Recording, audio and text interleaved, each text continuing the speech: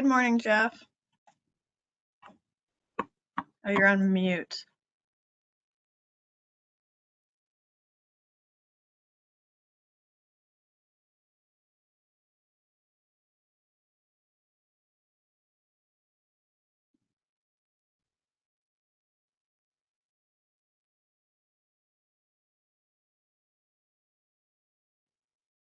Try it again.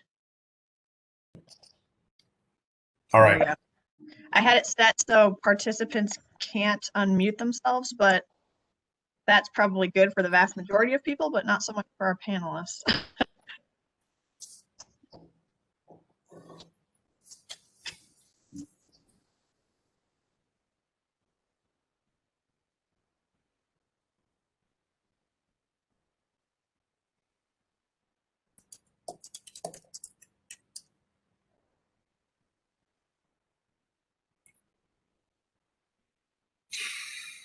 Aaron, is that you? Hello? Yeah, hi, sorry. I just was I'm sorry, I couldn't understand you, but I do hear that you're on. Okay. Okay, so the next question, Jorge. Are they going to be able to hear him on this phone? It'll pick up. It'll pick up, he says. I can hear you perfectly. Wait, Jerry, can you try something? Can you hear me? Yep. Awesome. So then we don't have to do the star six. It just goes.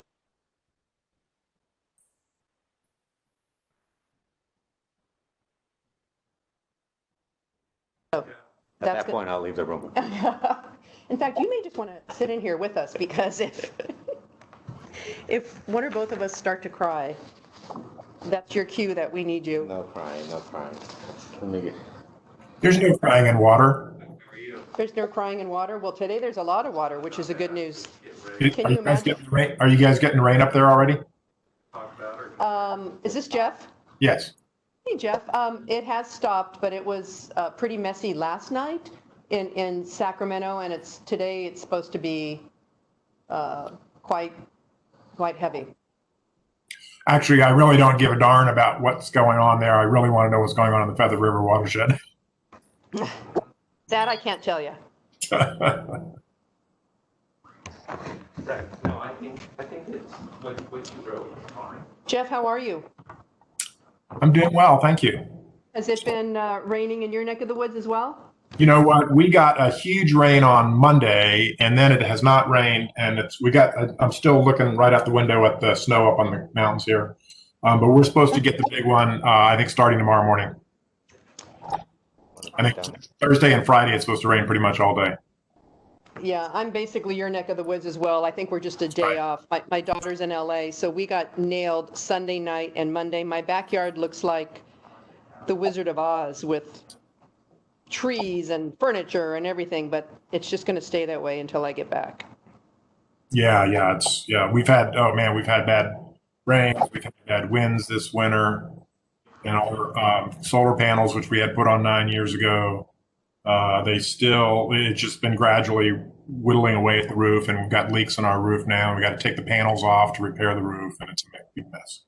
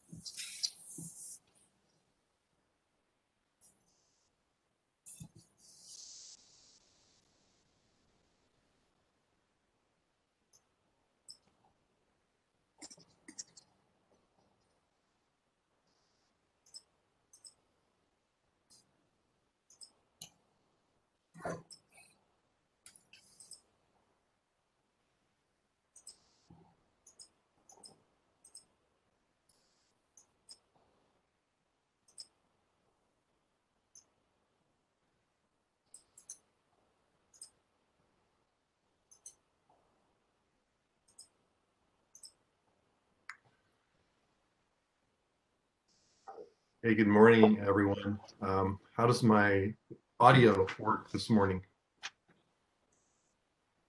Sounds great, Fritz. Okay, I'm gonna avoid calling in on my phone. Hopefully this will work. Fritz, it's Sarah. Can you hear me? Yes, yes. Yes, your audio is excellent. Okay. I'm going to turn this, the HDR audio off for right now, though. Yep, no worries. I think all of us will. So Fritz, again, you will start with talking points, be passed along to Jerry, then it goes back to you to start the PowerPoint itself, and then it goes back to Jerry after slide number 7. Yep, sounds really Okay. good. Thank you, All right. and uh, Sarah, for all of your assistance here in putting this meeting together. Thank you so much, Fritz. I'm going to go ahead and just present the cover slide for you guys when they log in.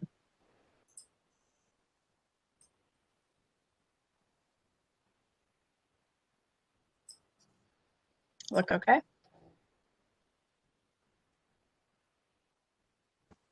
Yes, Looks it does, good. Aaron. Thank you.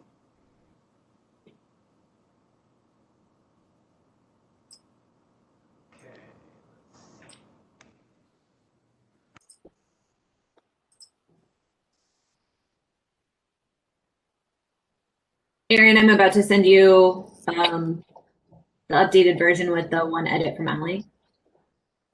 Okay.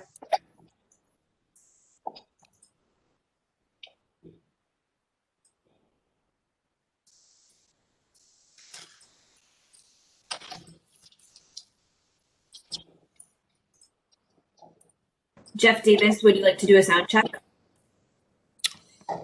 Jeremiah was a bullfrog, was a good friend of mine. Never understood a single word he said, but I helped him drink his wine. All right. Sounds good on my end. Joy to the fishes in Barker Slough. Joy to me and you.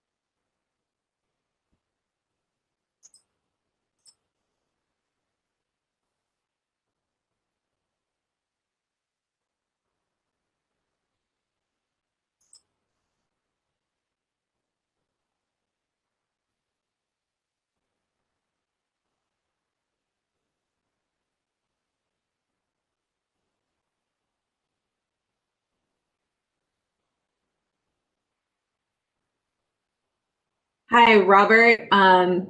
Mel, a couple of participants are joining the call. We are going to be getting started at 10. So if there's anything you want to do between now and then, we have about 20 minutes till the event starts. We're just doing some sound checks and final coordination here with some of the speakers. No problem. This is Mel. I had it for 10 o'clock and I just got in here early just to make sure I could connect. And I saw 9:30 and I said, okay, let me just sit in on here. In fact, I'm going to be sitting in on this for a while. I'm going to have to drop off for some other stuff as well. So appreciate the opportunity. Thank you for your participation. Okay, thanks.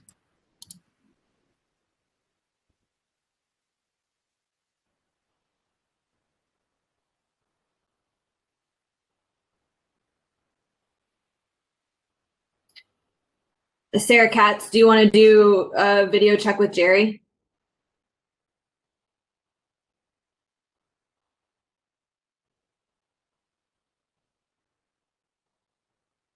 Sarah Katz, you're muted. Essentially through the phone.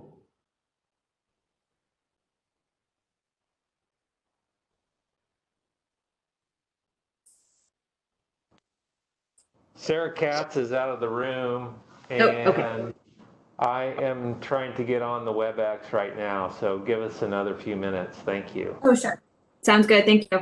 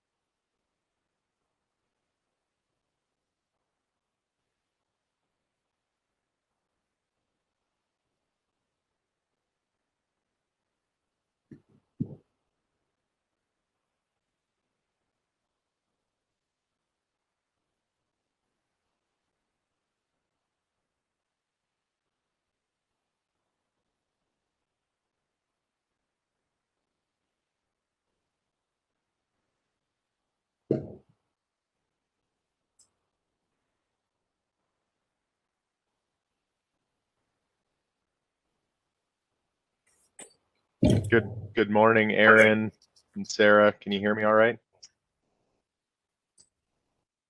We can hear Yes. you. Yes, yes, I can, That's JP. clear.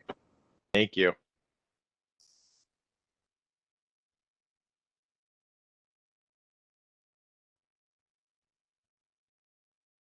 So just as a reminder, Jerry and Fritz will be on camera during the introductory remarks and the presentation. And then as we move into the Q&A and panel discussion, the entire panel, anyone who's named on that slide and as a resource panel member will go on camera for the entirety of the Q&A session in case you get called on.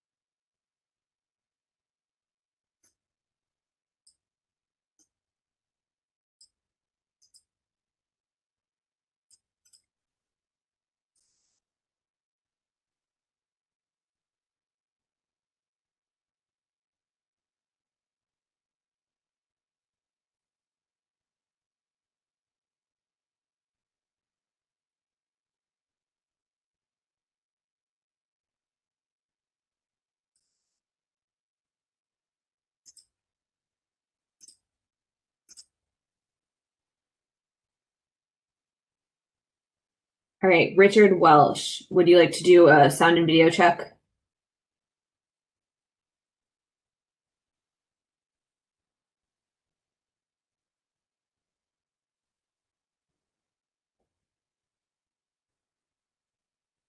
Richard, are you there?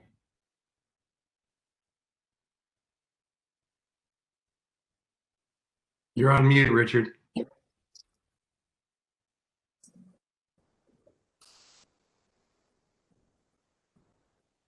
Richard, if you go to the WebEx window, there's a little mute button. That would look to be on.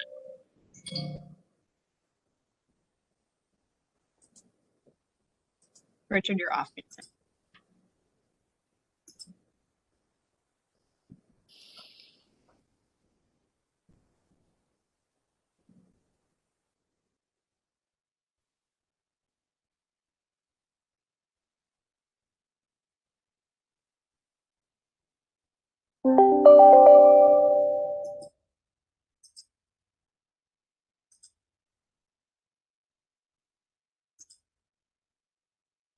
Richard, we are not getting any audio from you. Oh, and he's gone. Okay. Who else do we have here? All right, Sarah, you're on video.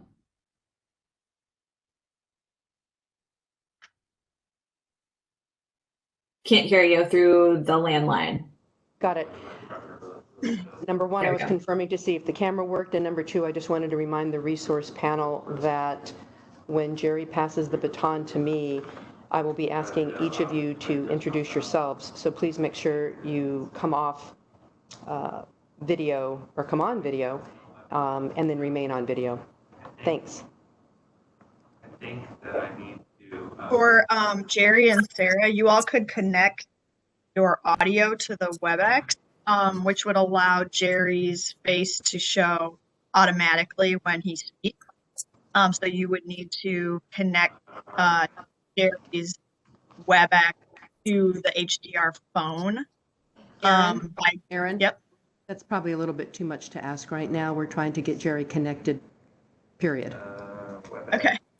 Thank you. I just saw him in there a second ago. Mm-hmm. Jorge is here to the rescue, and we are optimistic. See, Richard Welsh is back.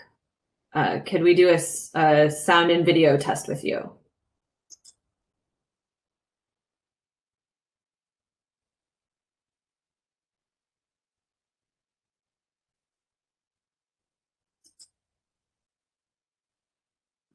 Nope. Okay, still not working.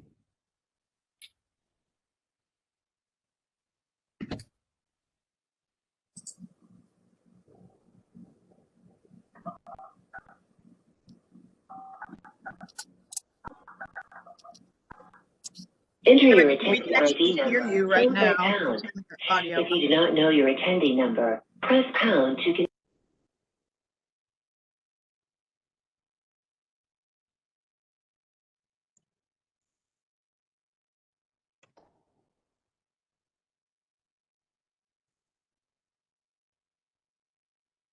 Okay, Richard, we see you on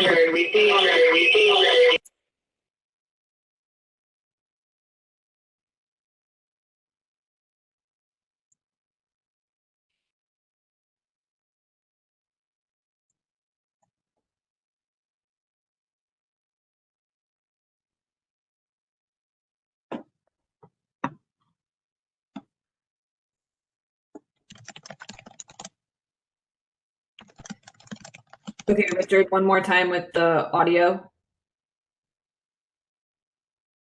Test.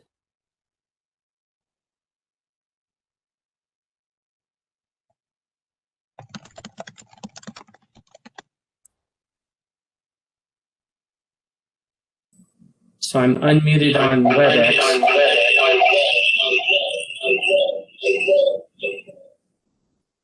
Okay, let's try it again. Okay, can you that's hear me clear. okay? There we go. There we go. Clear, no echo. Great. And Jerry. Video. I have to use the mic on my computer, but I'm not able to listen on my computer, so I have to listen via phone. So I have to keep my phone on sound down or you get an echo. But I've done this before and I think I can manage.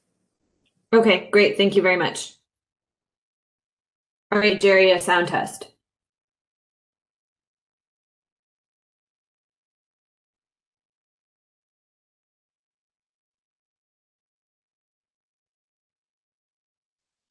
Yes. Sound check. 1, 2, 3. Can you hear Jerry? Sounds like he's in a factory. I can hear the machinery in the background. Well, what are the odds that they're doing landscaping at the same time? And in this weather. If we want, we could actually move this a little bit away, so that way. We're going to go back on mute and keep our fingers crossed that the landscape folks will be done in 10 minutes. Okay, great. Thank you. Thad, can we do an audio and video check?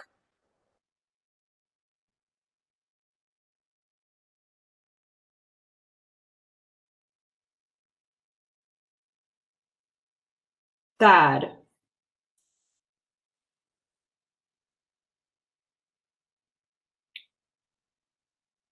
Thad, we're not hearing you. He might. I know. I'm here. Sorry. I'm sorry. Yep. Sorry, I was just on mute. Okay, great. Good morning. Good morning. Can we do a video check as well?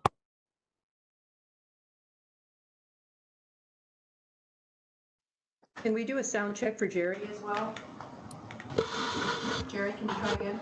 Yeah, sound check. 1, 2, 3. Perfect. Much less background noise. Thank you.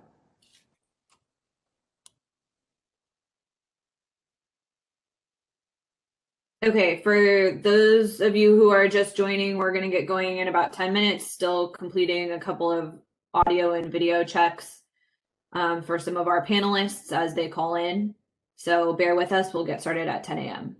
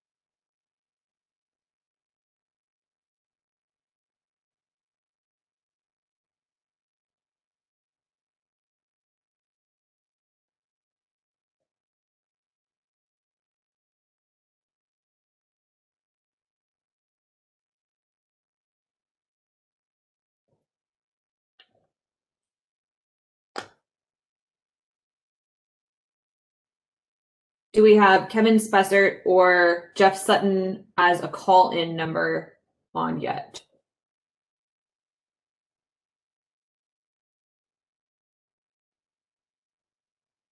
Jeff or Kevin? I don't know if Jerry has shared, but the town of Maxwell, suffered a loss of power, so I think they're scrambling, trying to place connect. Yes, they will be phone call-ins only for this morning.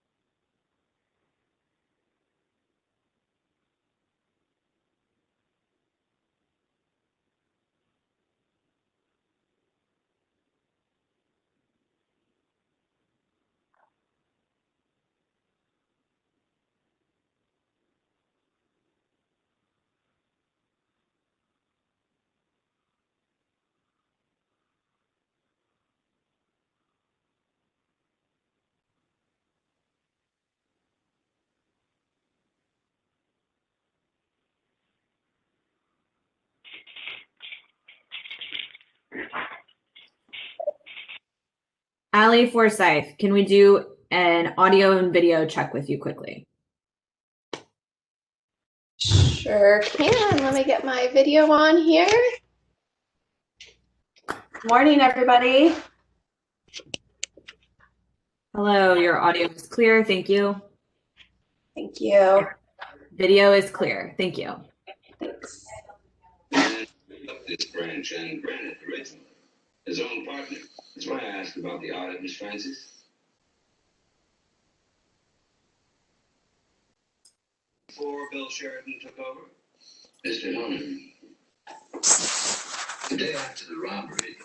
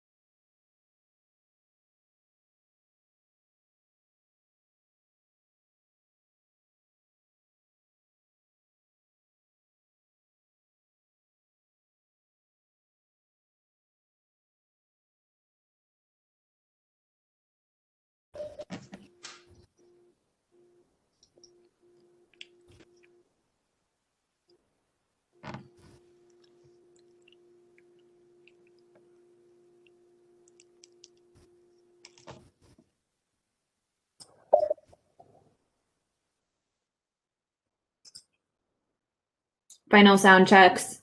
Rob Cook, could we do an audio and video check really quick as people are joining? Yes, can you hear me? Yes, that's clear. Can we do a quick video check?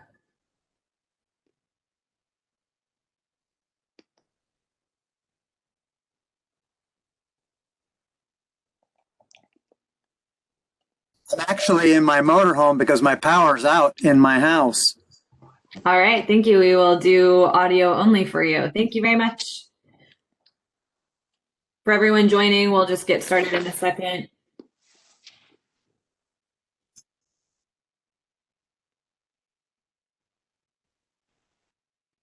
Yeah, we caught your video there for a moment, Rob.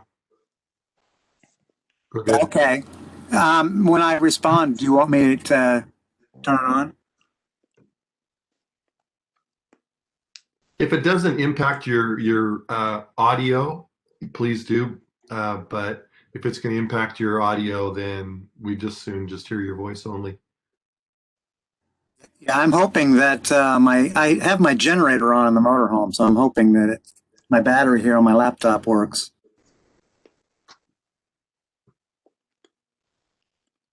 Yeah, I scrambled to make sure I for charged as well. I think we're all kind of in that situation. I'm going to wait a minute or two more. I see quite a few people joining on here in the last minute or so. I think this morning, this big storm has challenged some of us. So we'll wait a minute or two more.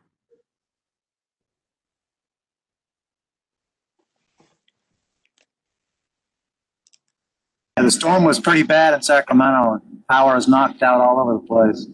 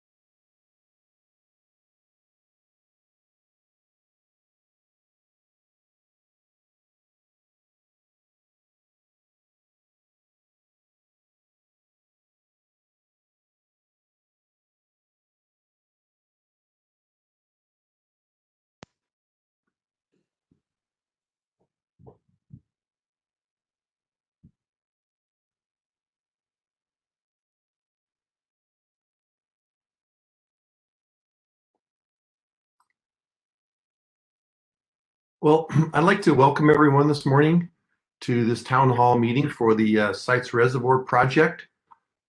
This meeting is being recorded and it's informational only. so we are not going to be taking any action here. 2020 was a very important year for the project. Many of us came together to implement a lot of actions.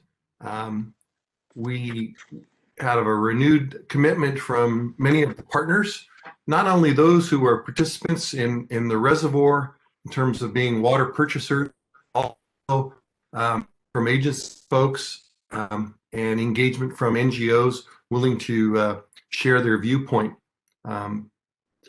We actually received recognition from Governor Newsom. We were named in his state resiliency portfolio for water supply. And we've had actually really significant engagement with DWR, Natural Resources, including CDFW and the Bureau of Reclamation as well. We've right-sized the project. We've taken a look at the needs of the participants and looked at the size and delivery of the project and matched the two together. And basically what we've done is we've created a 21st century project that we believe that we can move forward here into the future. It will address many of the current water needs, though not all of them. And the project itself actually performs very well in climate change. And as we see or have seen, the environment has really been struggling with the changes with the fires or these extreme events, such as the one we're experiencing right now. And I'm pleased to be here representing our diverse participants from throughout this great state. One of the important things that we did this past year is we brought on a new role, a new position called the Executive Director. And I'd like to introduce you to Jerry Brown, formerly with the Contra Costa Water District, who is now leading the SITES project. Jerry?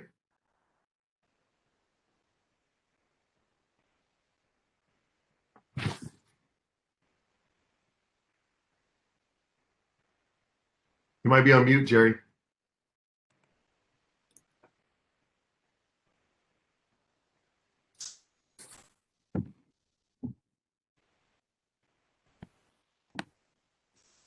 I hear noise.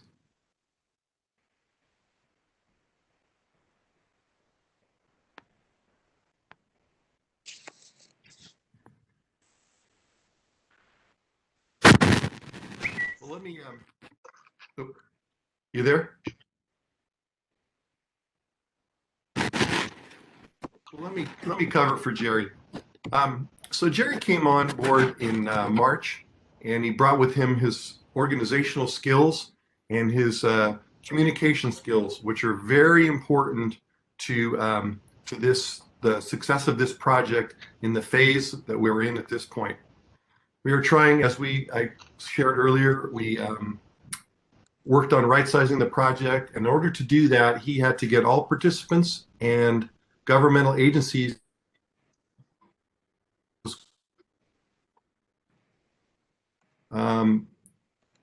Sarah, let me know if Jerry can jump on. I don't want to steal his thunder here. Still not there. SITES has just tremendous potential for not only for water supply for the state of California, but also for the environment. This is a very unique project because it's kind of the first of its kind, whereby the state of California, through Prop 1, has agreed to be a participant, a partner in this project, whereby they will own a percent of the storage and of the output from the reservoir. And we're currently working with CDFW, trying to help them understand how they might best use this water. Later on in our presentation here, we are going to be having a question and answer, and Sarah is to better communicate progress to this project. She will be leading this question and answering service. Question and answer service.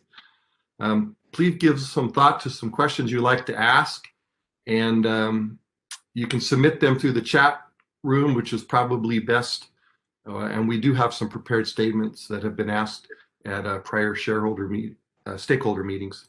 Fritz, can we do a sound check? Can you hear us now? Yes, I can hear you. Terrific. Thank you so much. Jerry, did you want to jump in for anything here? Awesome. Thank you, everyone. Sorry about those technical difficulties. Don't know really what's going on, but there must be those internet gremlins taking hold. But really happy to be here this morning and really glad that you all have made the time to participate today. Great to see the interest in this important statewide project.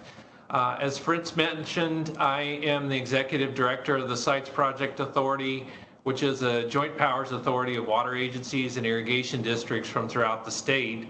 I joined the project last March, and a lot has changed, and we are really excited today to share that progress with you and talk to you about the upcoming work, exciting work that we're embarking on right now, and look forward to your questions today. We really are making a great effort here to try to reach out to different stakeholders from within the state, within the water community, and really trying to make this a stakeholder-driven project that meets the needs of everyone in California.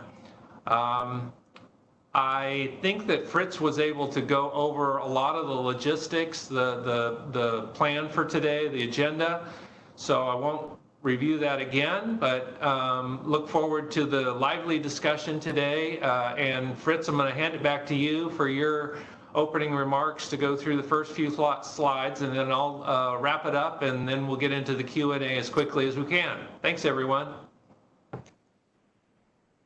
Great. Thank you, Jerry. Yeah, so the agenda here, we're going through the welcome period, and Jerry then will kind of give us an overview. Hopefully that will stimulate questions that folks might not have even thought of already. And we're going to have a panel of people who are participating in the process. And Sarah will lead that part, and we'll get into a question and answer afterward. So thanks very much. So let's go to the next slide. So the Sites is a really unique project. It's a solution, and we're hoping that our project is successful going into the future. But I also hope that we are successful in showing a new way to move forward with water solutions for our great state. We've used a given model for several decades, not only the state government, but the federal government as well. And this is a private partnership, which I think is going to provide benefit to so many different areas. It'll provide benefits to farms, to cities, to the environment, and the water will be used in conjunction with groundwater recharge facilities, and just a new way for us to better manage our water molecules more efficiently. Next slide.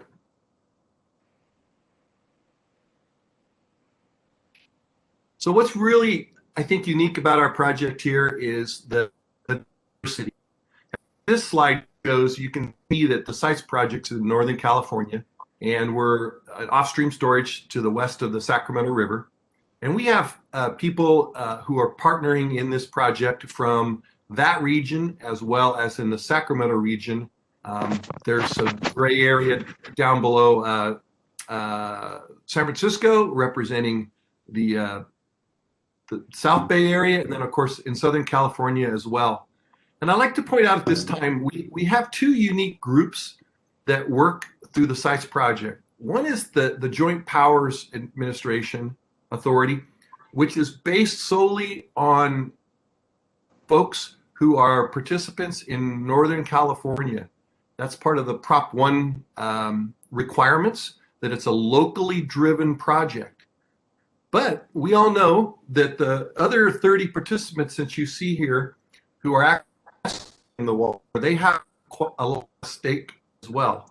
And so we have created a group called the Reservoir Committee, and it's those people who are stepping up with the big checkbooks, the big dollars. They will be actually the recipients of the water in the future. Next slide.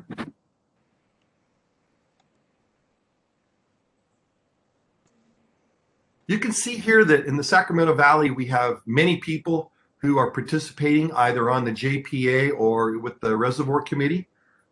We have folks from the Bay Area, Santa Clara Valley Water District, Zone 7. We have the San Joaquin Valley. Rosedale Rio Bravo is one of our most recent participants to join. They just joined within the last several months. And of course, in Southern California as well.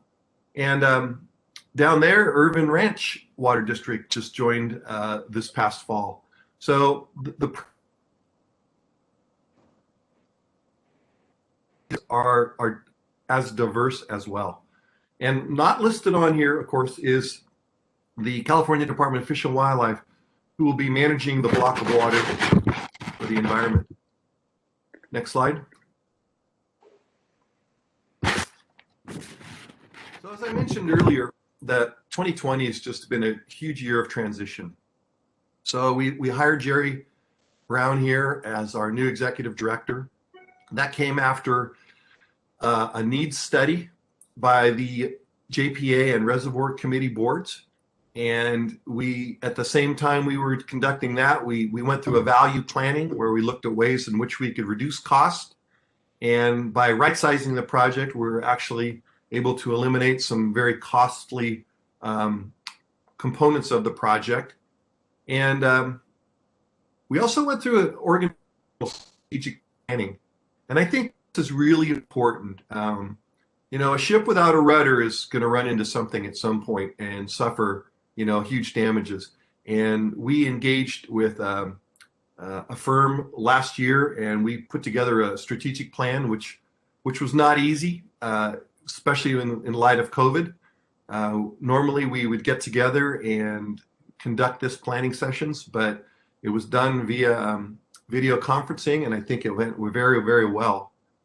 And we worked hard to be recognized by the governor, and he did so by putting us into his water resilience portfolio.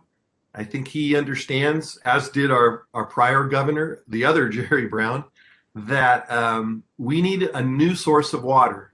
But this new source of water has to be environmentally friendly and has to offer benefits above and beyond just what might be required by our environmental laws. And as I mentioned earlier, we brought on 2 new participants this fall. We still have room as we go through each step of this reservoir development. We find people sometimes they need to reduce their size, and at that point it offers another block of water. And oftentimes they reduce their size not because of the project. They don't feel negative thoughts about the project, but they have other sources of water that they've developed, or they have their own financial constraints that they have to consider as well. And finally, the most important thing was this fall, we got a secretarial determination of our feasibility study from the Department of Interior. This is really important because after they declared that this was a feasible project, it allowed the Bureau of Reclamation to participate to a greater level in the operation and perhaps even participation in the purchase of water from the project. Next slide.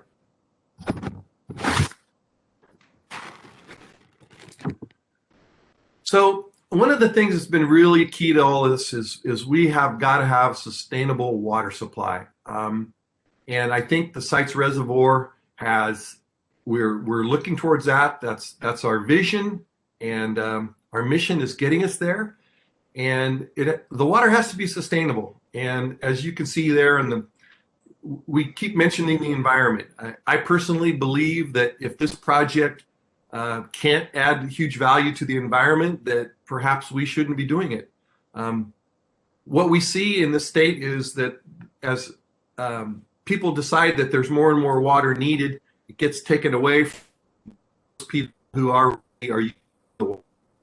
And oftentimes it's done in an unfriendly manner via the court system, and there's no flexibility.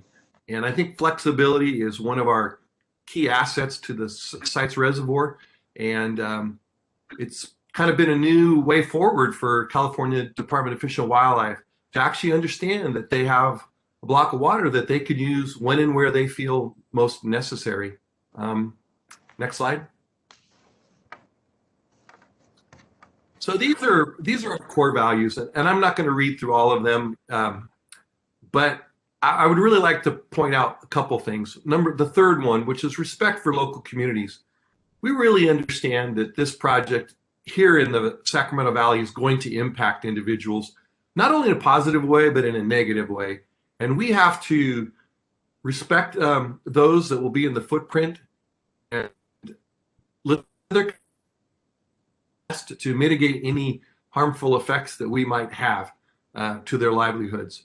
And the environmental stewardship is critical.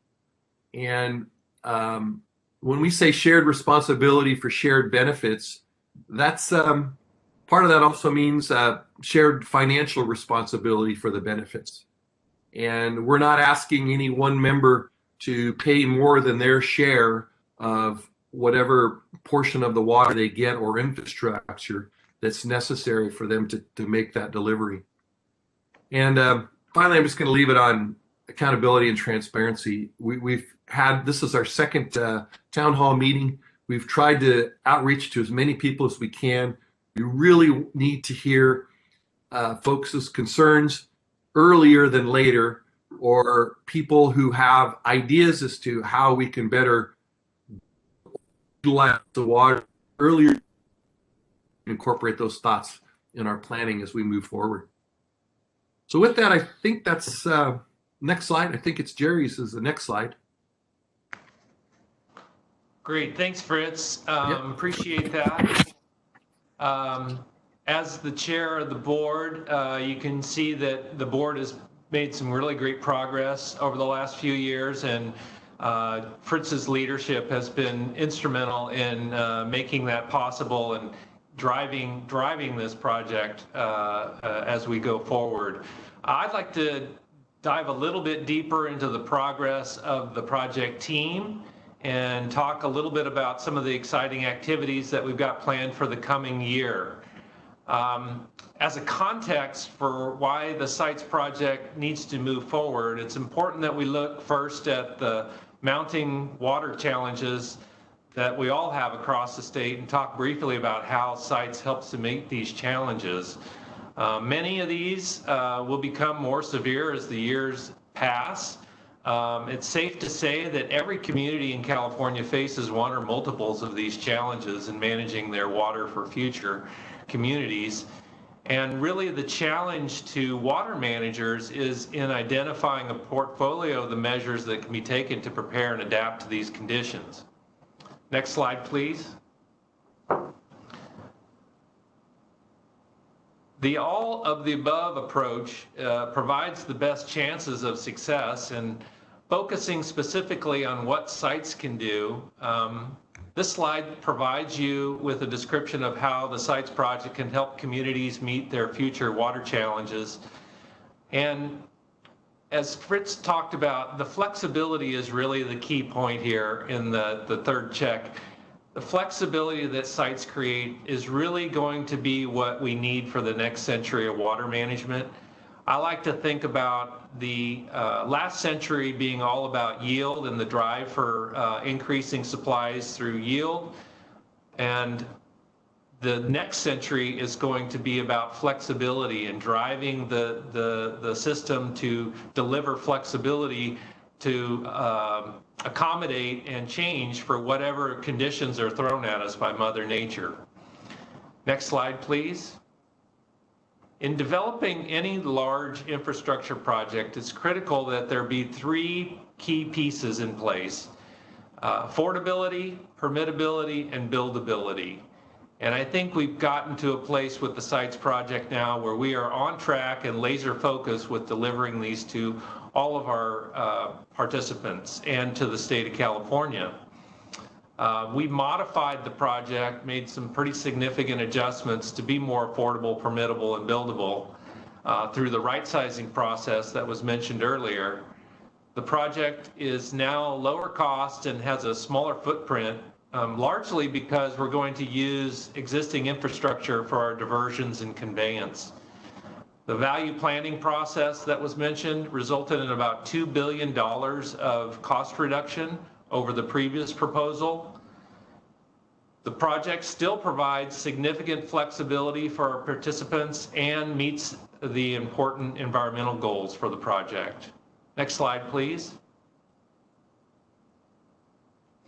This map reflects the location and current configuration of the project.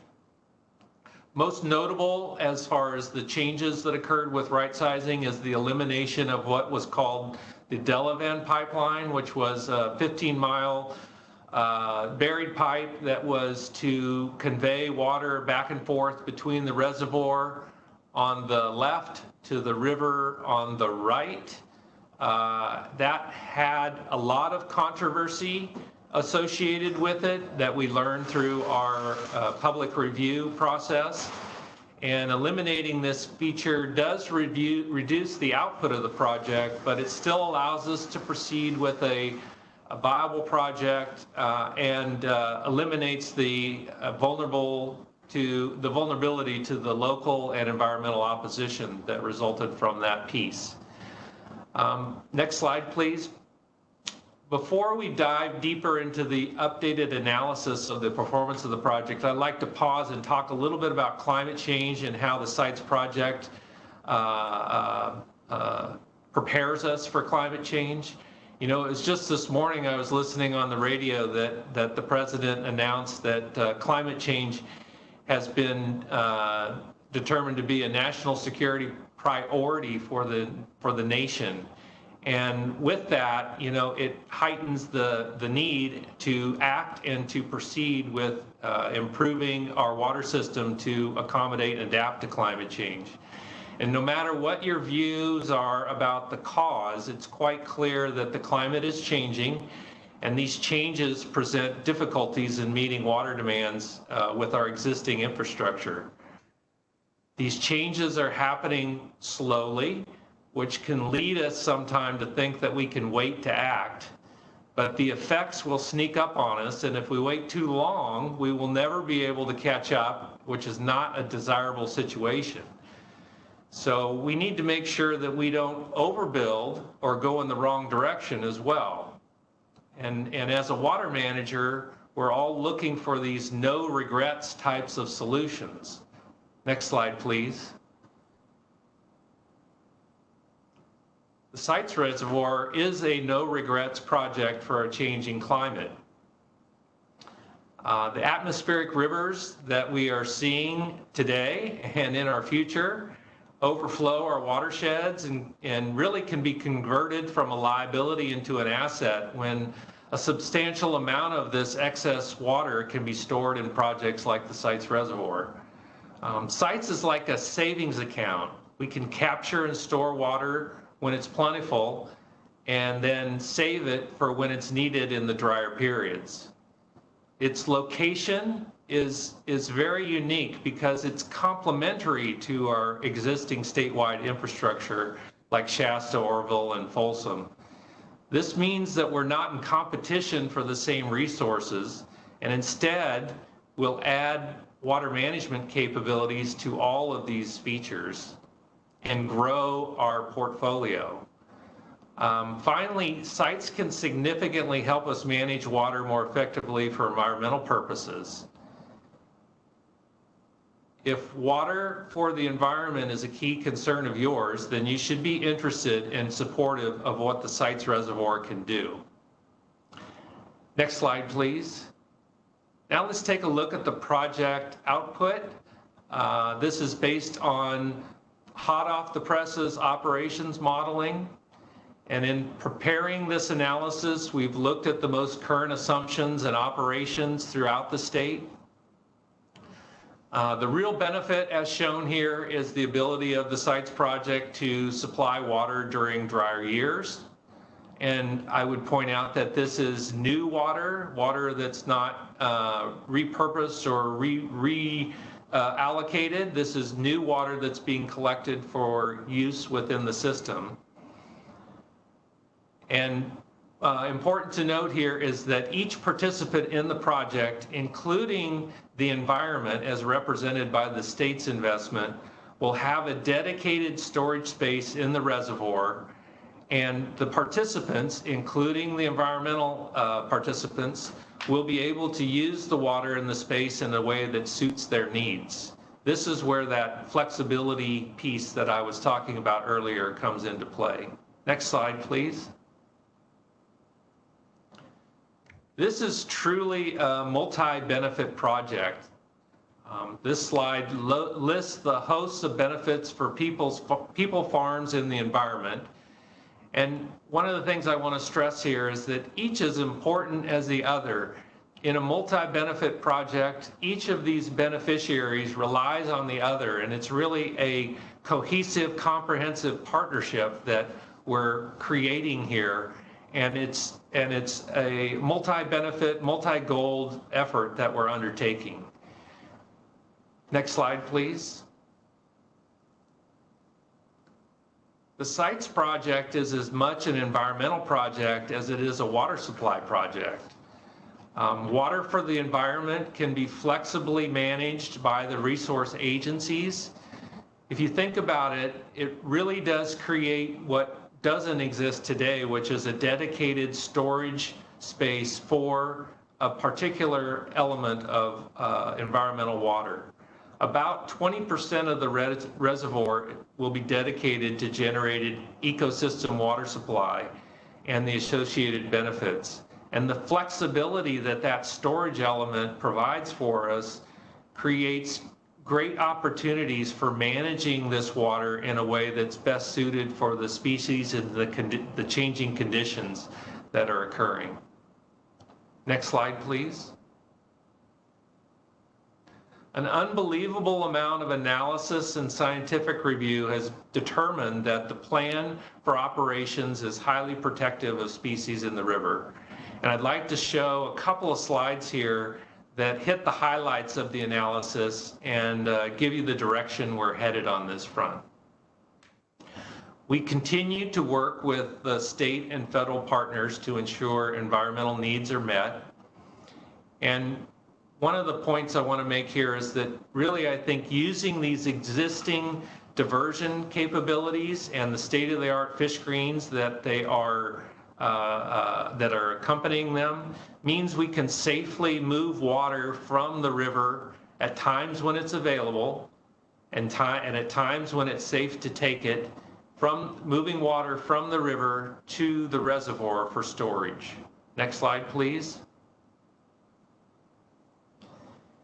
And then when you think about the water coming back to the river, which will occur, that flow of water back to the river through the Tehama-Colusa Canal and the Colusa Basin Drain will allow us to meter the timing and the quantity into the river at times to be protective of all the sensitivities in the system and in a way that doesn't harm or interfere what others are doing within the system. This is really important and something that we've taken great care and great effort to understand and apply in our development of the project. We know the success of the project, including the environmental benefits, depends on the health of the river system, and we see ourselves becoming another constructive partner in the stewardship over this important resource. Next slide, please. We will be producing a recirculated draft EIR and a supplemental draft EIS this summer to allow for further public input. If you recall, this is on top of the public draft that was issued in 2017, which as a result of the right sizing effort has been modified. And in that review, we're identifying 3 alternatives with some sub-alternatives. I won't get into the details of all of that right now, but this table really lays out for you some of the important characteristics of each of the alternatives and really represents our current thinking and is still subject to further revision as we continue to finalize our analysis and our review of the project. You'll note here between alternative 1 and alternative 3, there is a range of federal involvement.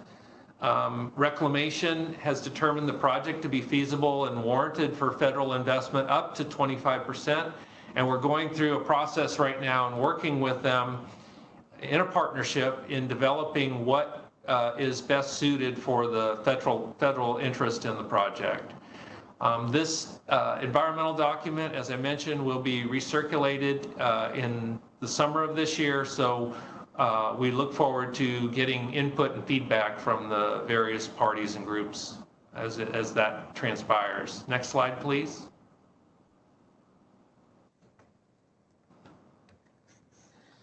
This next slide runs through the economics. For those of you that were able to join us back in June of last year, you'll see this is pretty familiar stuff.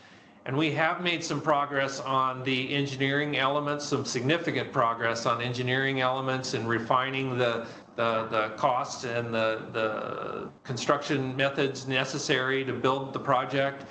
And we are right now in the midst of updating our construction cost estimate, which should be coming out very soon.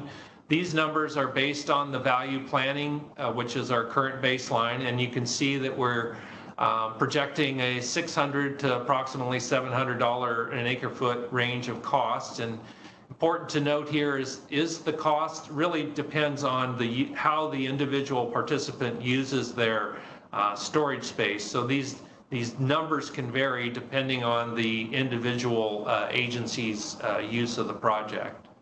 But representative here is an affordable project in the context of other options available to water suppliers. Next slide, please. So looking ahead, this is our master project schedule at this time. You can see that we are generally working toward a completion date of approximately 2030. We have about a 6-year construction period shown, and we are working very diligently over this year to accomplish major milestones that are required under Prop 1. We will be applying for our water right at the end of this year, and we anticipate about an 18-month period, which would put us at completion of the water right and all the other permits and approvals being completed in about mid-2023, which is when we would also seek our final award from the Prop 1 WSIP process, and then we would embark on the final design and the construction. So that's our schedule going forward. Next slide, please.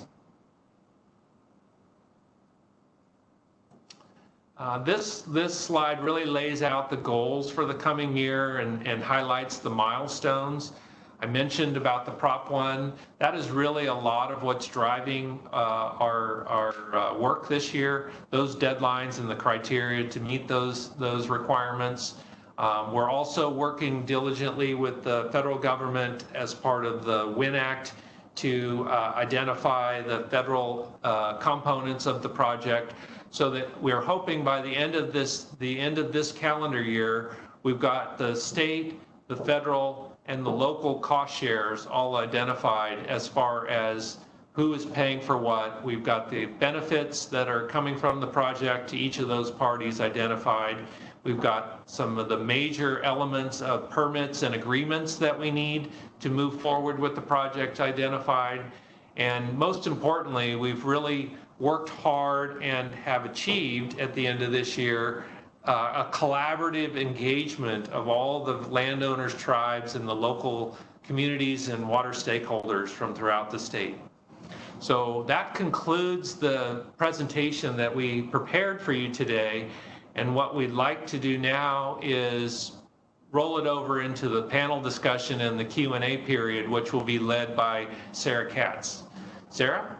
Thank you, Jerry, so much. And certainly that presentation underscores that it was a very robust and productive 2020, and we have an ambitious platform for 2021, but we are confident that we will succeed accordingly. Next slide, please.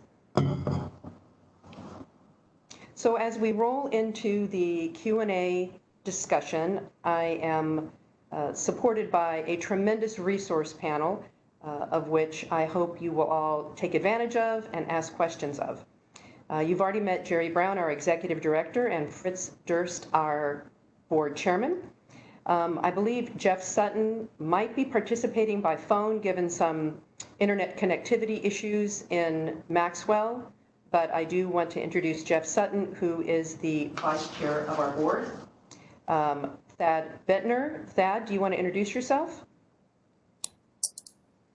Sure. Good morning, everybody. My name is Thad Bettner. I am the chair of our Reservoir Committee, which, as Fritz pointed out, is part of a project agreement under the JPA. I'm also the manager of Glen Clusa Irrigation District. We will be using our main canal as one conveyance feature for the project, as well as we are an investor in Sites Reservoir. Thank you. Thanks, Thad. Jeff Davis. Sarah, I'm here. I guess I'm the Kamala Harris of the Reservoir Committee, representing the San Gorgonio Pass Water Agency in Riverside County. Okay, do you want to interpret that? Are you saying you're the vice chair? Yes. Thank you so much. Okay, I didn't know whether you'd been elevated to vice president. Okay. Oh, no. Okay. Allie I could see where you could be confused, yeah.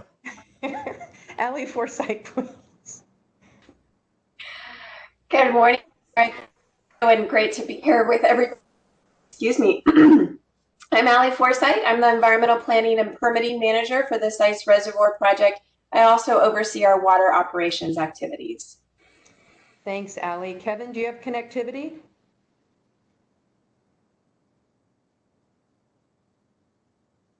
Kevin Spessert is one of the site's agents working full-time on this endeavor located in the Maxwell area, and he is charged with both the real estate as well as the external affairs portfolios.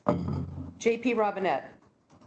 Hi there. I'm glad to be here today. My name is JP Robinette. I serve as the project lead for developing the plan of finance and for managing the project controls. I focus on project funding, schedule, and contracts. I work out of Sacramento. So all cost questions can go to JP. Richard Welsh, please.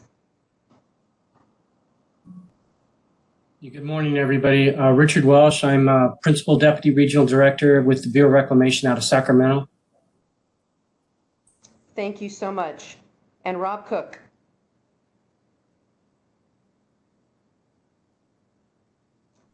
Rob, how's your connectivity? I think that answers the question. Can you hear me now? Can you hear me? Yes. Okay. This is Rob Cook. I'm a principal engineer. I represent the department for sites. And the SWP will be used to deliver much of the water south of the Delta. And some. Rob. Thank you, Robin. Are you still operating from your motorhome? I am. We are out of power here at my house. Okay, well, if there's a will, there's a way. Next slide, yes. Please. Next slide, please. Just in summary, the participation methods includes pre-submitted questions. We will show these on the screen. We have had them submitted both via email. These are questions that have been asked by elected officials, by NGOs, by key stakeholders, and even some of our investors. We also welcome your comments and or questions via WebEx, and you can see them in the chat bar. And then we do have phone connectivity, assuming all the IT can and will be working. Next slide, please.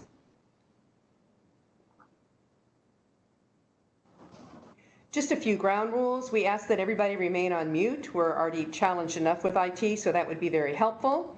When called upon, please introduce yourself, and if you represent an organization or where you live geographically, just so we can understand who we're talking with. Please respect the volumes of questions asked. We want to make sure everybody gets a chance to do so. They will be answered in the order received. One size doesn't fit all. There's no priority, so order received. If there are repeat questions, we'll do our best to consolidate those. And please note that the meeting is being recorded and it will be posted on our website and available for others to access at their convenience. Next slide, please. Again, I mentioned that we've had a plethora of questions that have already come in or have recently been asked, and for purposes of streamlining the discussion, we have collapsed them into select categories.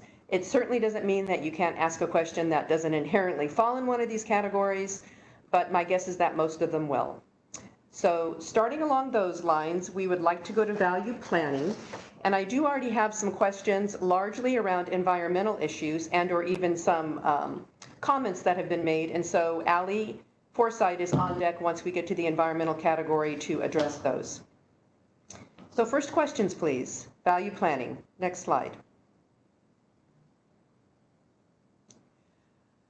Okay, question number one, and I would like to ask our board chairman, Fritz Durst, to answer this question, please. Are you optimistic that the project being advanced in 2021 meets the needs of your investors and will continue to be supported by both the state and the federal government investors? Very much so. I think not only am I optimistic, but I think I'm realistic in the sense that the project will, the requirements, including, I'm afraid that some folks right now don't really understand how the water is going to be used for the environment, and they are opposing the project. Many of the environmental groups that we've chatted with kind of have some aha moments when we explain our intents and the opportunities to use water in a flexible way. Fritz, your connectivity went a little bit out. You said that there are a few people that have concerns about the projects, but we couldn't tell who that was. Oh, yeah. So that some of the environmental firms have concerns about the project and impacts it might have on the ecosystem. Got it. Okay, thank you. Jerry, let's go to the second question. How has this new right-size project changed both the constructions as well as the operational impacts? That's a really good question. I hit on that a little bit in the presentation. And before I answer that directly, I just want to comment that, you know, I'm a lucky one in that I'm the beneficiary of a lot of hard work and dedicated efforts that people made to get the project to this point. And I don't look at the right sizing as correcting an error or a real or any indication of any failure of any part. In fact, it's just a process that had to be done to get to a place where we developed, identified a project that we could actually get built and permitted and afford. And that's just the way these big projects have to go through their kind of process to get there. But anyway, so I'm very thankful and appreciative of everyone that came before me on this project and put the effort into getting us to this point. And where we are now, yeah, we've changed the project to be a lot less impactful as a construction point of view. We've reduced the footprint. We've eliminated the Delavan pipeline, which was the highly controversial piece. And really what I'm very excited for and think we've done extensive work on is in terms of the operations impacts. And I know where I came from at Contra Costa, when we were watching this project from afar, it was all about the diversion criteria and the bypass flows. And now that I've gotten here and I understand all of that a little bit better, I am satisfied and convinced that where we are and where we're headed is very protective and very much right-sized for the needs of maintaining and having a stewardship over the river. And I am constantly pushing hard on the team to, you know, always think about making the river better. You know, we have to coexist with the river and be a party of its sustainability. And the way, you know, we are going to accomplish this project is to have that mindset and to be that kind of a partner and a participant in the management of the river system. Thanks, Jerry. You know, speaking of pipelines, I just received a question from an Edgar Benitez that says, can you give a description of the Dunnigan pipeline, and can you mention who is in charge of that part of the design? Sure, I'd be happy to take that one, Sarah. The Dunnigan pipeline is a stretch that goes from basically the end of the Tama-Calusa Canal down near the town of Dunnigan on the west side of I-5, and it will go across to the Calusa Basin Drain, which is to the east, which is approximately about a 4-mile stretch. And that will be about a 10-foot diameter pipeline. And as it is currently being planned, that is under the scope of Jacobs Engineering. Is there anyone on the resource panel that wants to add to that question? Or I hope, if not, that was sufficient, Mr. Benitez. Let's go to the next question. Sites Reservoir is only one of 2 named projects in the governor's resilience portfolio. Does that mean that the state is working to advance the project? So I'd like to ask our representative from DWR, please. And then if you wanted to, Jerry, you could certainly add to that. Yes, I wanted to address this question clearly. The state is working very hard to advance the project. The state, through the Water Commission, is a cost-sharing partner to the tune of over $800 million. DWR is working closely with SWP contractors to determine the best way to implement the project and to integrate it into the water system to maximize multiple benefits. Thank you so much. Jerry, anything to add to that? Yeah, sure. We are seeing great cooperation by all of the agencies across the state government. And, you know, I kind of feel for them because they've got not only their day job and their regular work that they've got to undertake, but now they've got all of the Prop 1 storage projects and other projects that are trying to be developed to manage as well. So they put in a Herculean effort for all of us taxpayers, and I want to acknowledge that. But they are working with us very closely, the Fish and Wildlife Department, the State Water Resources Control Board, the California Water Commission. I'm probably missing others. The Department of Water Resources, Rob's group. They are all working with us very closely, and we really are right now embarking on you know, making sure that we're all understanding what the project is about and what we're trying to do. And also then the project team needs to understand what it is as far as concerns and issues that these agencies might have with the project. And we're working through those issues right now, one by one, and tackling those so that we can get to agreements and understandings that allow for the project to be integrated into the system without any harm or impacts on others. Thank you, Jerry. Aaron, if we could go to the next slide, please. The next category is for environmental and permitting. And before we start with the pre-asked questions, I just received another one that is from an E. Simon. I believe it's Simon. And the question, Allie, is, will the state's share be dedicated to fish to offset the need to provide fish flows in the Delta from this or other projects? Thanks, Sarah, and great question. The answer is, the straight answer is no. The Prop 1 benefits have to be above and beyond current requirements. And that includes the sites project has to fully mitigate under CISA, under the California Endangered Species Act, for our impacts and effects of the sites project.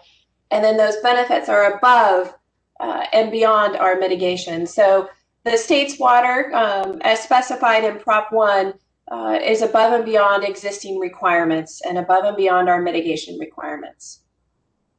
Thank you, Allie. Let's go to the first question. With climate change impacts on water reliability and what appears to be continuous droughts in the future, can you please specify how Sites Reservoir will help water agencies, specifically in the Sac Valley?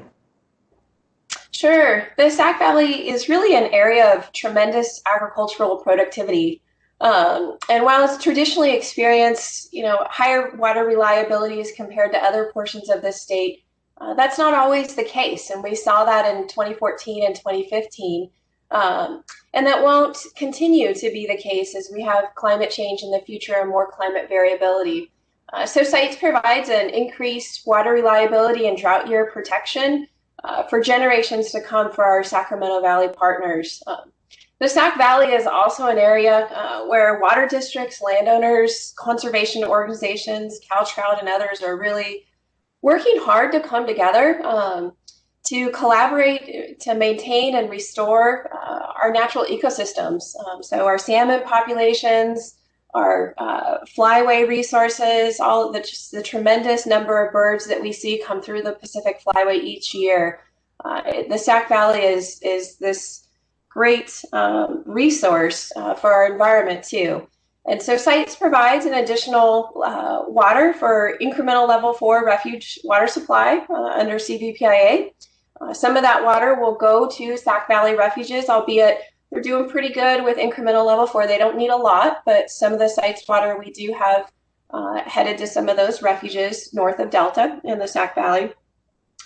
But also it will be a supply that will be able to provide some flexibility to water districts in the Sac Valley to flood up at different times, to provide some winter waterfowl habitat. And notably and important for our salmonids is sites will be working with the Bureau of Reclamation in exchanges with sites water in Shasta. So using sites water early in the calendar year, kind of that April, May timeframe, we'll be able to provide water to water users in the Sac Valley.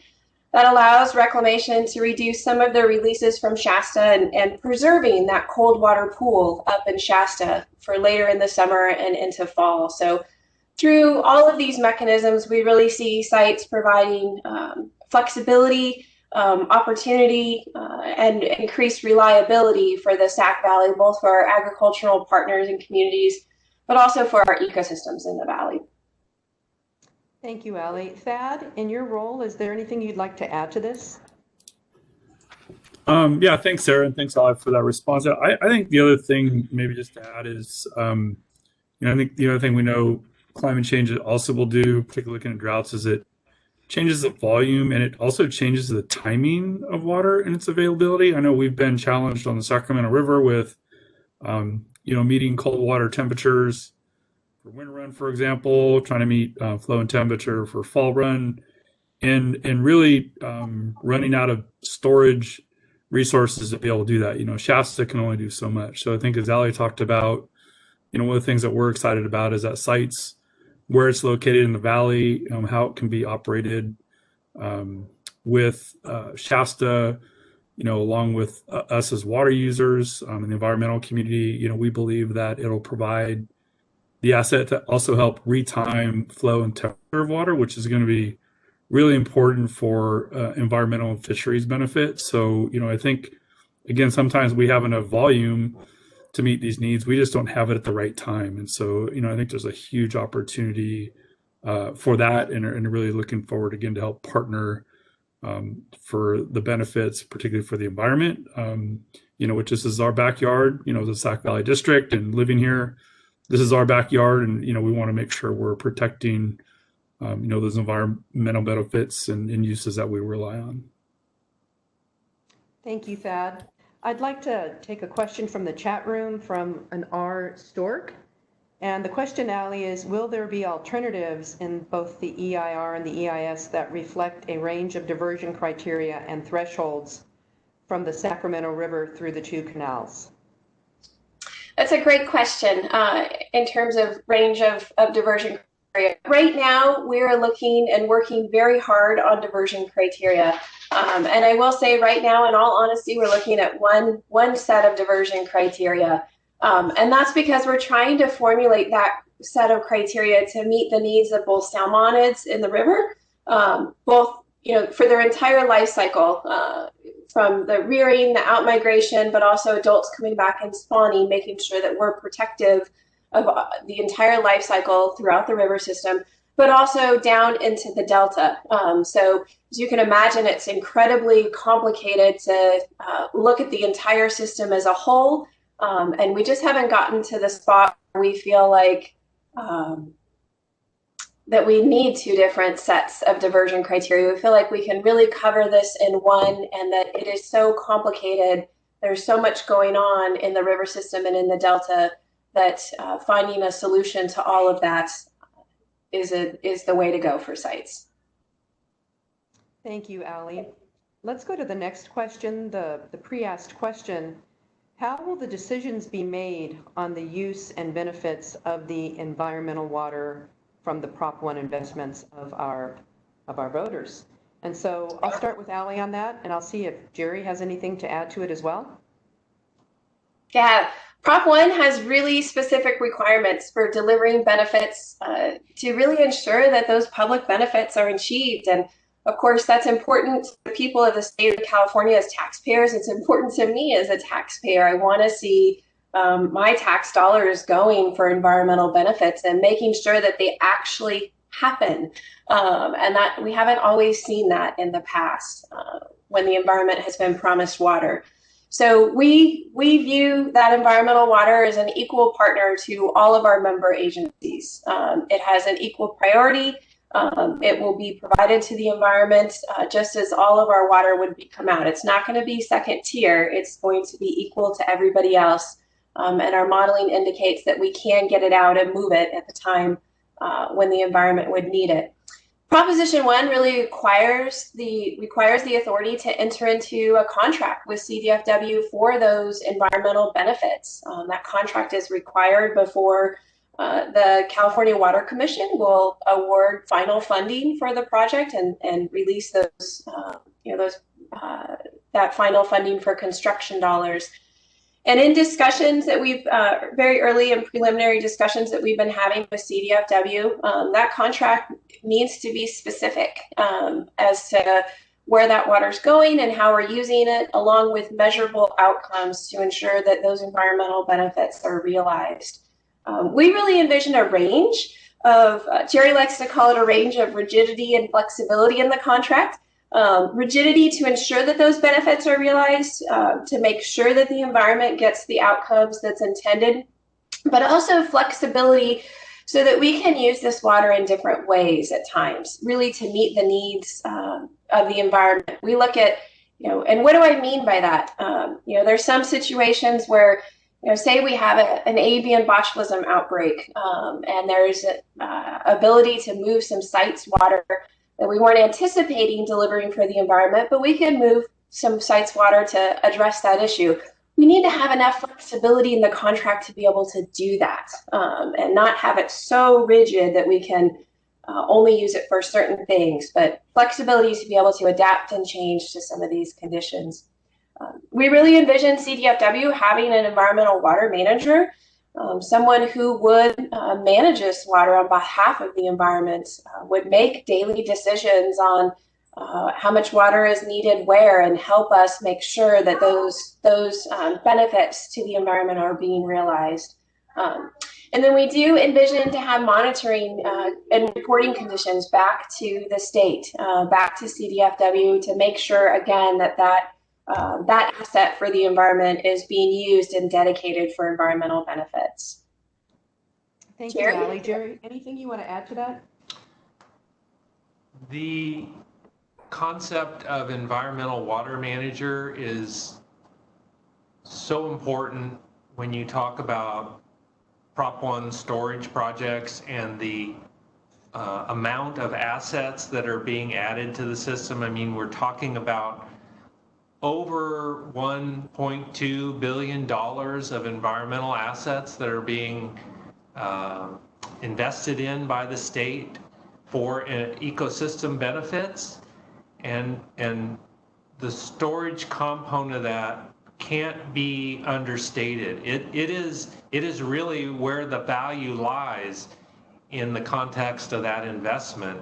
And we, within the water community, within the stakeholder community, all need to be pushing for and securing somebody or some group. Right now it's CDFW, but they don't really have the resources for this right now. But we need to be pushing and getting this to them in the effect of having this oversight and ability to manage these resources collectively.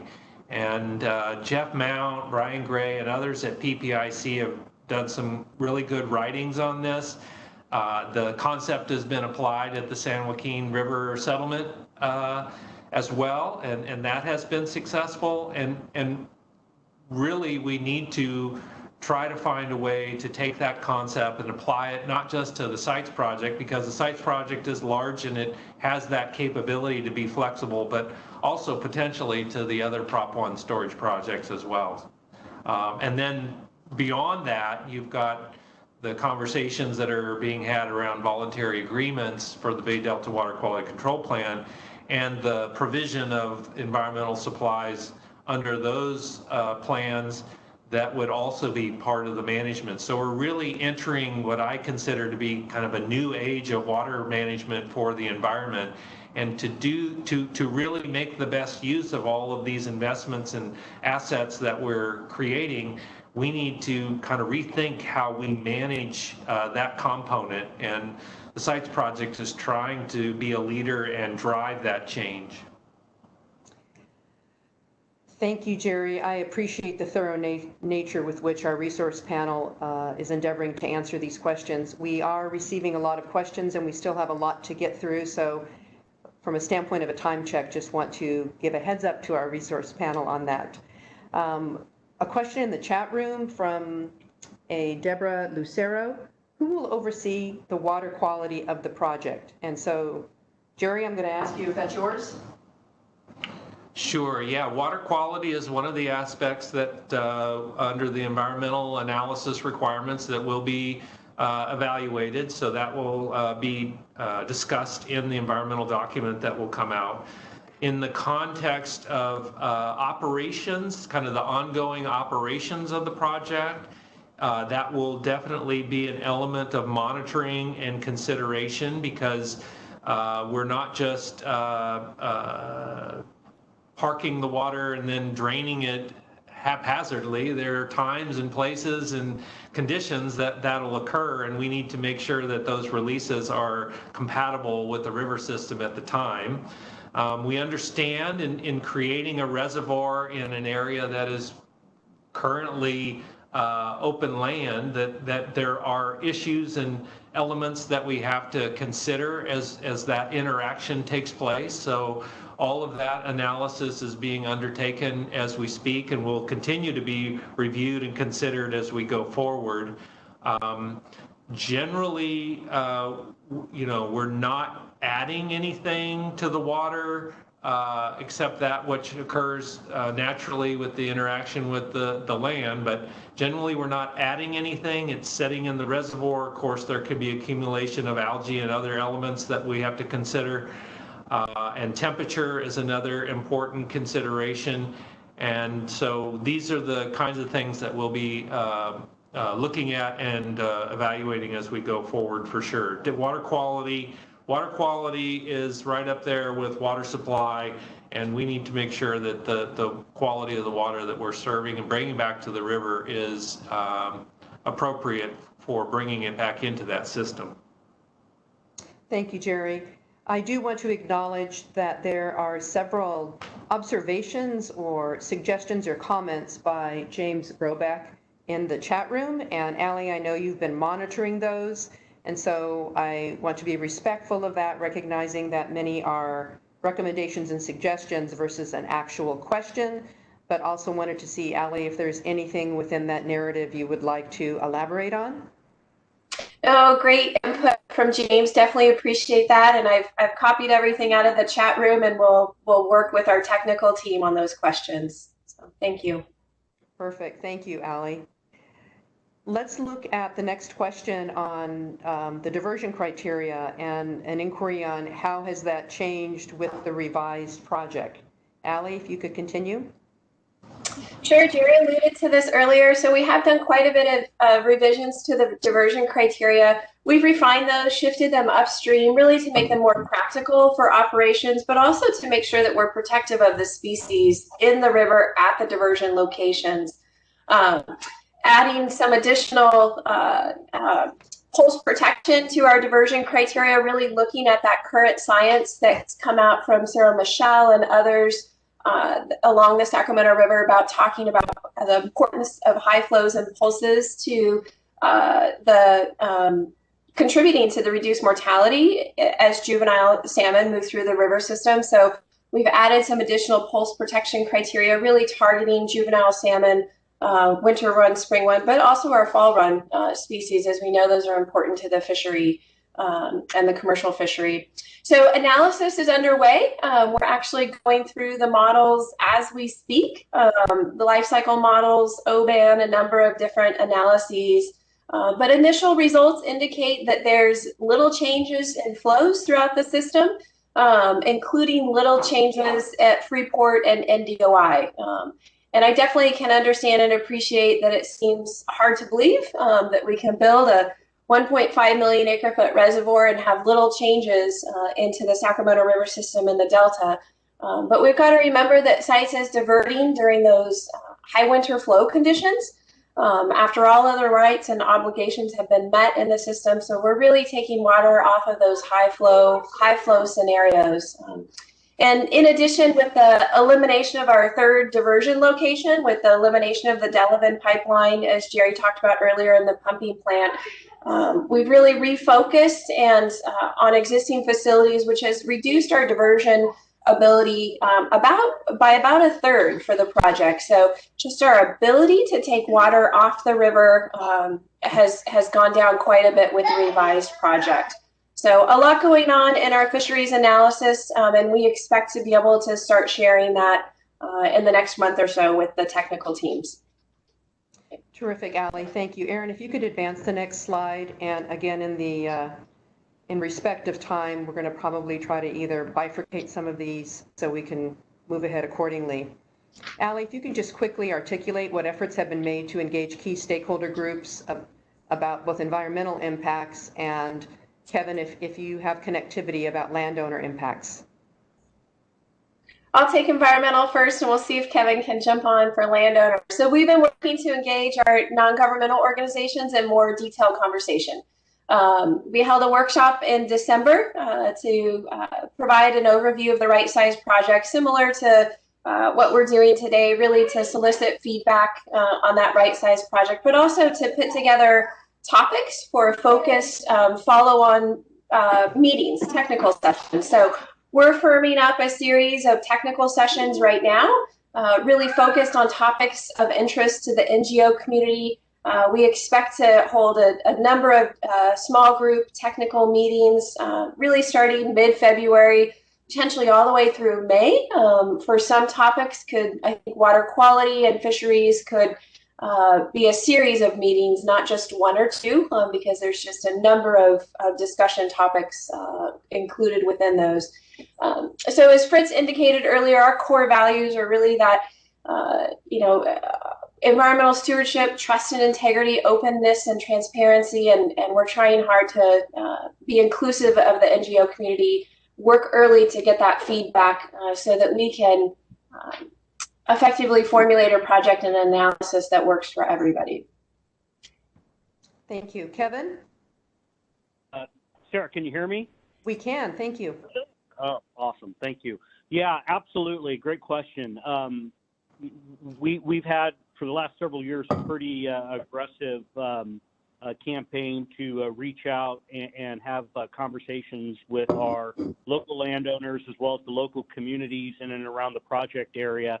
It's been kind of difficult in the COVID environment of continuing to move forward and have meetings like we used to have as far as landowner meetings on a regular basis. We've kind of moved those to have individual conversations with landowners, but we're hoping in 2021 we'll be able to get back on track with having our regular landowner meetings as well as our community-based meetings. We're thinking about having a virtual community meeting, landowner meeting later on this spring to kind of restart that process up. I think also we've been working a lot with the local governments in our area, both the County of Colusa and the County of Glenn, as well as the fire districts and the school districts in and around the project area, to really kind of solicit feedback from them on potential effects that the project could have on their operations, and working with them to try to address their concerns. We'll continue to do that over the next year, and really hope that as we get out of this this COVID space, that we can get back to being boots on the ground, talking with landowners and community members. I will say that the authority, you know, when we talked about our core values, respect for the community, it's something that's been very important and driven by our authority board members and our reservoir committee members, of making sure that there is a meaningful seat at the table for our local communities and local landowners as we advance this project.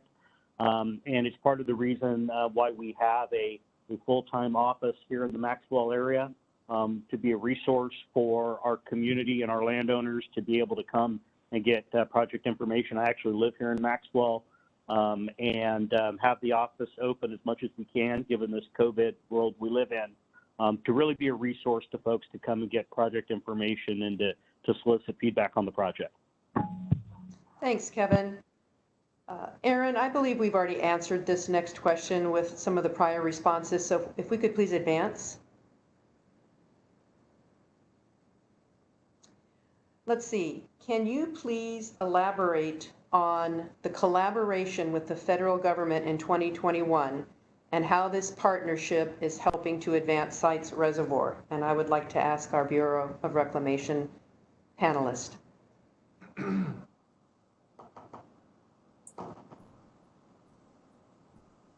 You might be on mute. Can you hear me now, hopefully? It's like a Verizon commercial. Can you hear me now? Yes, we can. Thank you. Okay. Yeah, so with the completion of our feasibility report last year, in the upcoming year, we're going to be working hard with the Sites JPA on an operations agreement. Jerry referred to it as a term sheet. Obviously, Reclamation as an investor in the project would need to collaborate and operate our CVP project in collaboration with the Sites project to ensure the appropriate benefits for both parties are realized out of both projects.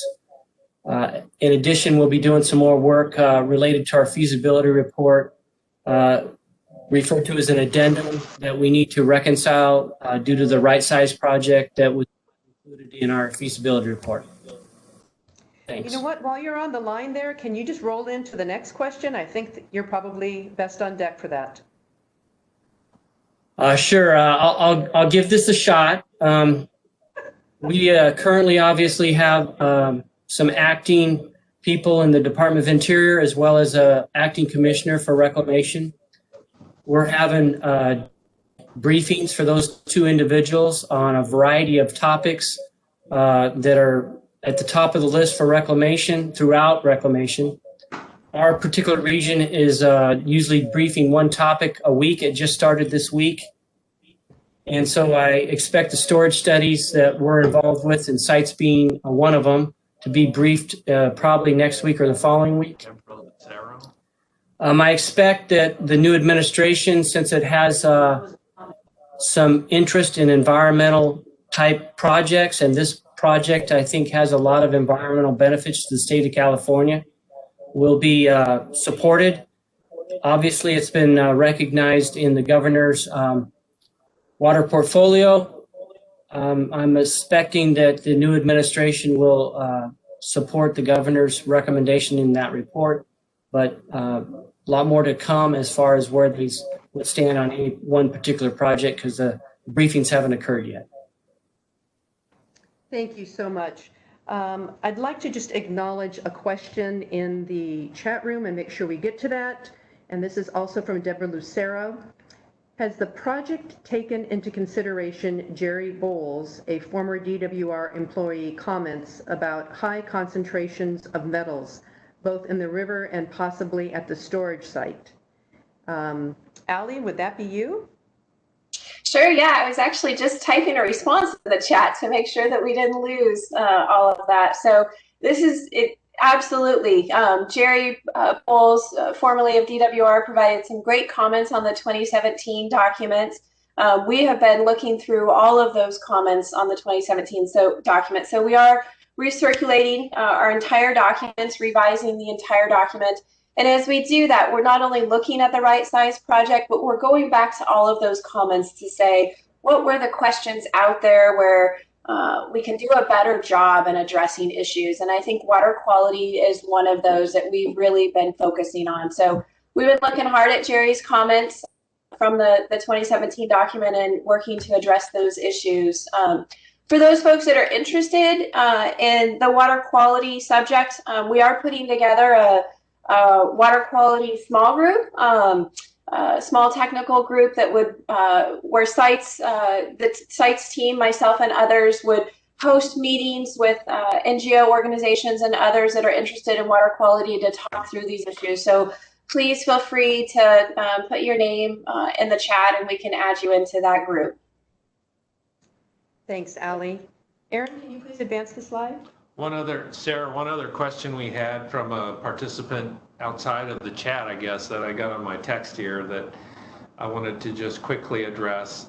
It was Pierce Swan wanted some explanation of the decision to use the Colusa Basin drain to move water back to the river at Knight's Landing, and how does this affect water quality?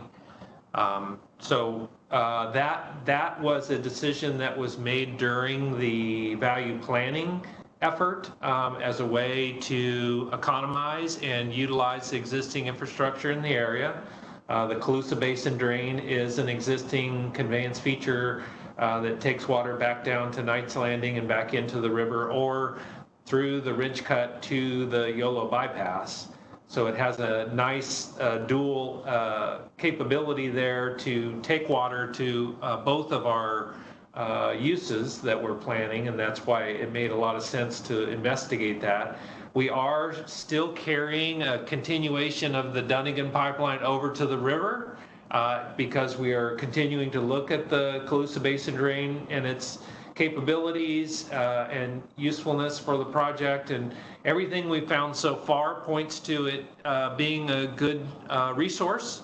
So that's good as far as flows and water levels and things like that.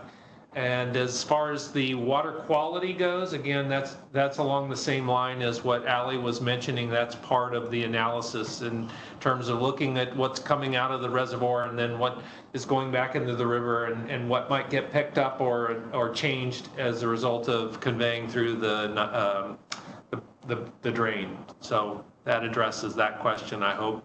Thanks, Allie, did you have anything else on that? Okay, thank you, Allie. Absolutely. Thank you. There's a couple more in the chat room, so we're bouncing back and forth really from topic areas, but in the essence of time, there's a question from Dennis and Joe on what is the status of the discussions with DWR for use of the state water project facilities to convey water south of the Delta. Jerry, is that you? Yeah, I both Allie, and Rob Cook are all involved in that, and so we have good discussions underway right now, primarily led among the state water contractors by our state water project participants. And there's several of them. I can't name them all, but there's several of them. They're making good progress. They're talking about the project and how it integrates with the state system. And our intentions, again, is similar to what we're doing with the Bureau Richard mentioned earlier, is to arrive at a term sheet for a coordination of the operations between the sites project and the participants that are receiving state water. And then I know that the state contractor participants are working with DWR to address and resolve any issues as it relates to the effects of the sites project with regard to the state project itself. Rob or Allie, did you have anything to add to that? Jerry, I think you did a really good job in outlining what's going on with it. Yes. And I would just ask if Jeff Davis has anything to add from our resource panel as someone representing an agency south of the Delta, or do you think we've got that covered? Sarah, I think that Jerry did a great job answering the question, and yes, we're actively involved in those discussions, and we do not anticipate that there will be any issues that will impact negatively the project. Got it. Okay. There's also one other question from Dennis and Joe, but I believe it has been answered. But Allie, since we're still in the some of these topics, maybe you just might want to confirm, what is the status of the discussions with the regulatory agencies for use of the water allocated for environmental purposes? Yeah, I think we've touched on that quite a bit. We're really it's CDFW for Proposition 1 that would that we're working with directly to execute a contract under Proposition 1 for those environmental benefits. And we've not truly entered into negotiations with them yet, but we are having discussions over how much water is available, what's the timing, how would it be managed, those kind of more general, broad discussions of how we would frame the contract up and get ready to actually enter into negotiations.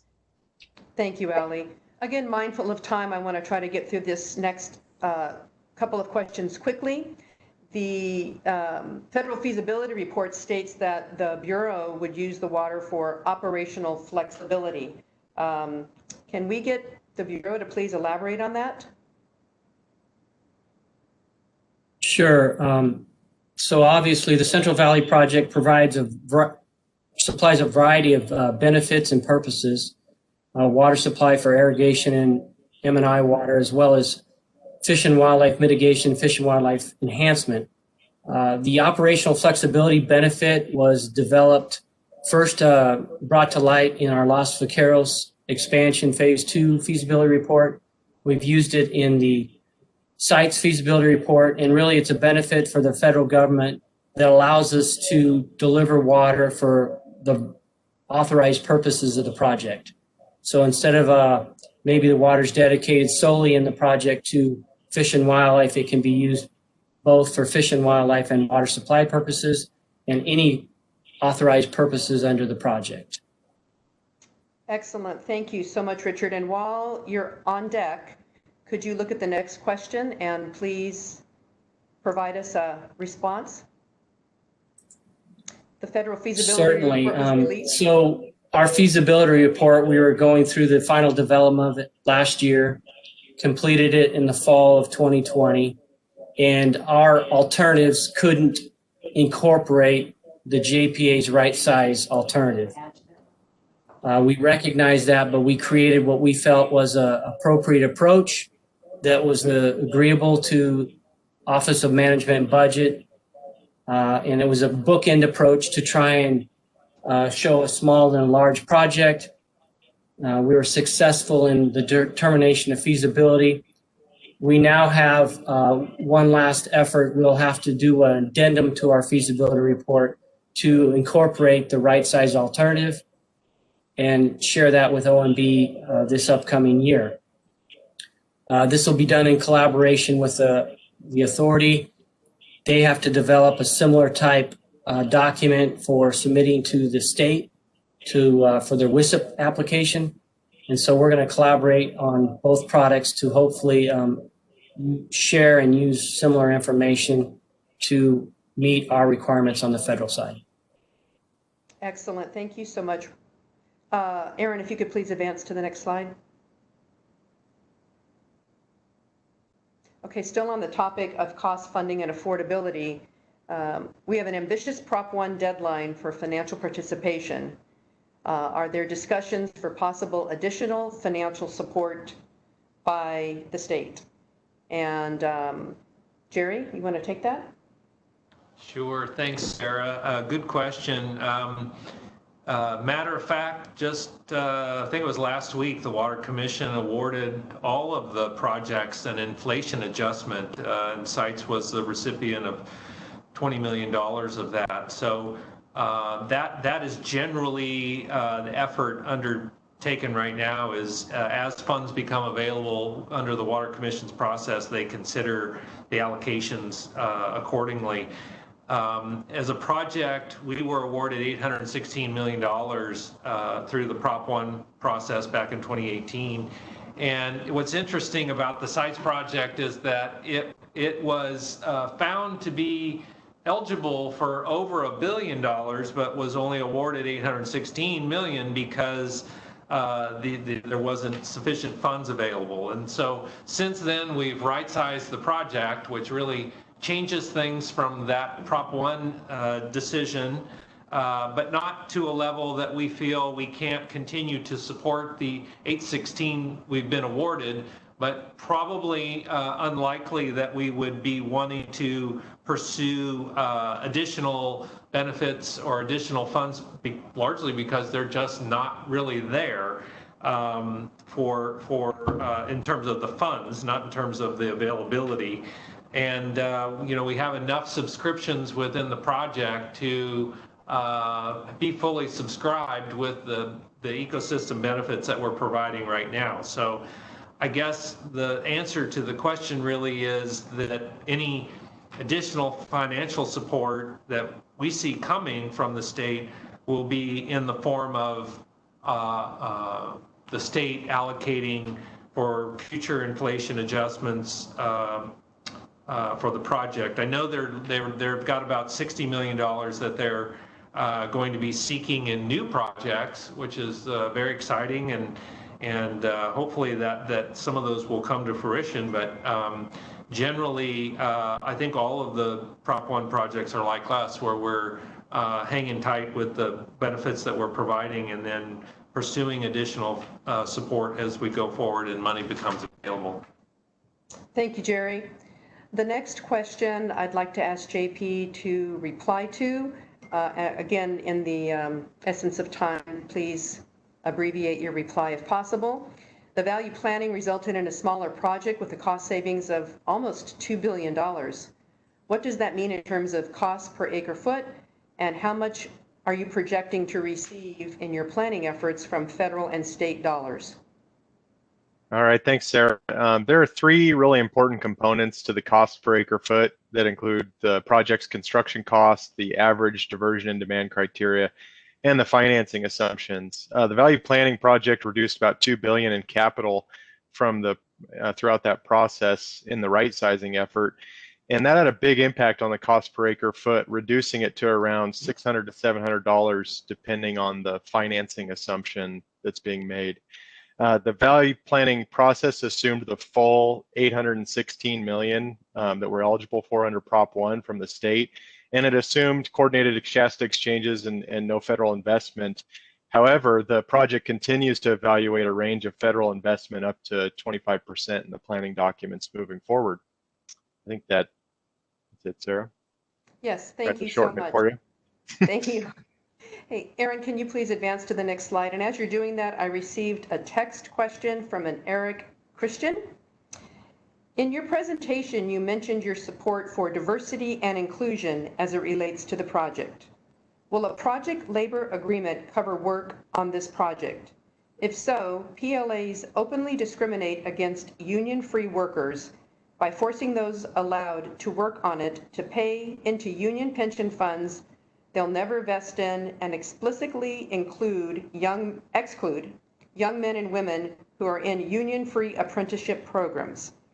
If a PLA will be used, how does that square with your push for diversity and inclusion when 85% of California's construction workforce is non-union? Jerry, I'm assuming that's yours. Sure, thank you, and thank you for that question. That's looking out on the horizon and looking at that construction period I mentioned, that 6-year period. We're not quite there yet. We're still developing the planning and preliminary review of the project. But suffice it to say, labor stability on a project like this is critical. $3 billion project, you're spending upwards of maybe $300, $400, $500 million a year during construction. And so labor stability, skilled workforce, trained workforce to do the work in the best quality possible.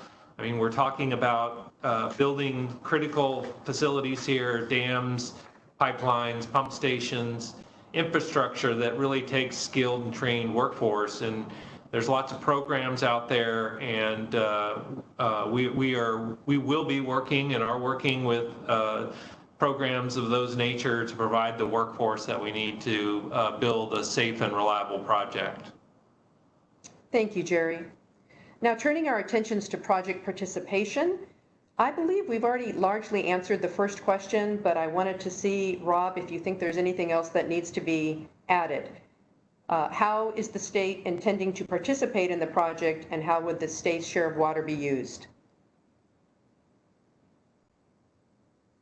I assume you're talking about DWR. DWR is not going to participate any further. We're hoping that the implementation date requirements maybe can be changed. Can you hear me? Yes, we can. Thank you. Okay. So DWR, you know, I take that question as DWR participation in addition to the Water Commission. But DWR isn't going to be participating financially at this time. We're hoping that, go ahead. No, I didn't say anything. Oh, okay, sorry. But we understand there's probably an implementation date requirement problem. Perhaps that needs to be pushed out. But I think funding is okay at this point. Perfect. Thank you so much. Next question, and I'm going to ask Fritz to answer this. How will the operations and maintenance charges for the state's share of the water be handled?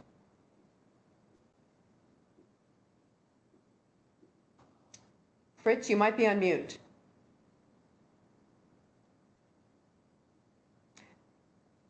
Okay, Fritz is in the Sac Valley. He may have lost connectivity. Jerry, is that something you're comfortable? Sure, yeah, no problem.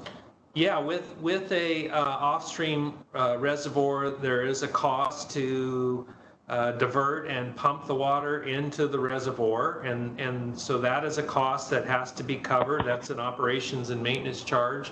There's use of facilities to get it up there and wear and tear and so forth.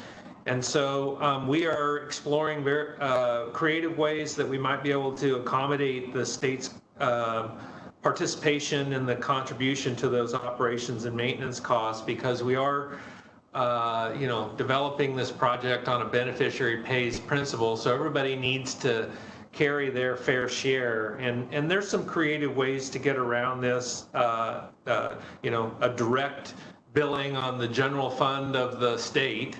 And we're looking at all of the various means and methods that might be available to do that. Just one example, with the partnership with the federal government, there might be an opportunity where some of the water that needs to be conveyed down to the South and Delta refuges can occur in conjunction between the state and federal participation. So there's lots of possibilities here. We don't see this as insurmountable, and it's just something that we're going to be tackling over the next couple of years as we continue to develop the project. Thank you, Jerry. Hey, Sarah, can you hear me? We can now, Sarah? Fritz. Oh, You were I had to push lost, star but now 6. you're Sorry. found. No worries. Well, Fritz, actually, let's skip one question, and I'd like for you to answer the last question on this slide. Is there still room for additional participation in the project? Absolutely, absolutely. So we currently have a subscription for the project, but as we move forward, some of those folks will be changing the amount of water they're requesting. So we would like to have people in the waiting room to move into that. We currently have a block of water that the federal government could use, but that could easily go to other participants. Okay, I might also add, but back when we talked about the state's water, I think the environmental water manager position is critical for advancing all of these statewide projects. When you think about, Jerry had mentioned about how you integrate Los Vaqueros with the site's reservoir with some of the groundwater storage projects. You know, there's times when there's a particular need for the water, and maybe it's best if it comes from, for example, Los Vaqueros is supposed to provide level 4 refuge water. Well, maybe sometimes the best place to take it from is from the site's reservoir. And the flexibility, we need to look at this from statewide perspective rather than just project by project. So we're working with several NGOs to put together a description of that role for this person, and a team, meaning volunteers from throughout California, to help this person, support this person in decision making. Thank you. Thank you, Fritz. JP, I'm going to ask you to tackle the question of what is beneficiary pays principle, but Aaron, if you could also advance the slide, and JP, roll right into the next question as well. Sure, yeah. Beneficiary pays is simply a fairness principle where everyone pays their fair share. Beneficiary pay principles allocates the full cost of delivering benefits, which includes capital, operating, maintenance, and any replacement costs proportionately to those who receive those benefits. So the goal is really to make sure that no participants in the project, whether local, state, or federal, are subsidized. And then moving on to this next question on it being an expensive project and difficult to get 23 individual agencies to come together. And what's our plan from a financial point of view? It's a really good question. And developing a financing method for a project this big with this many participants is a major challenge. We've developed a financing action plan that the board and reservoir committee recently approved that really answers 3 big questions for each participant. Those being, what do we get in terms of benefits and risks? What does it cost us in terms of, you know, the capital and O&M costs? And how do we as a group pay for it? So each of our participants is in a very unique situation with their own path to securing funding for their share of the project. And so we're working to make sure the team really stays together through that process, this team of 23. We know that we have to provide assurances to our members that the project can be financed. So we're focusing on developing a common understanding through 3 really key deliverables this year. Those being the project's plan of finance, the storage and supply services contract term sheet, and then the next project agreement for funding the next phase of work. So that's kind of how we're proceeding. JP, you're on a roll. Just keep going. What are the near-term funding requirements from local agencies to keep the project going over the next 2 years? And what does that actually buy the investors? Absolutely. So we're in the planning phase right now, phase 2 of the project, which takes the project through the key permits and the water rights process, as well as some early design and feasibility work.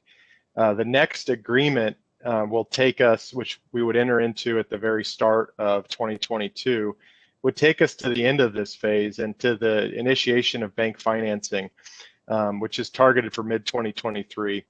And that phase really does include a lot of the key permits where our members need certainty that the project can be permittable, the buildable aspect of it with the engineering development, and the affordability aspect with how this is going to get financed.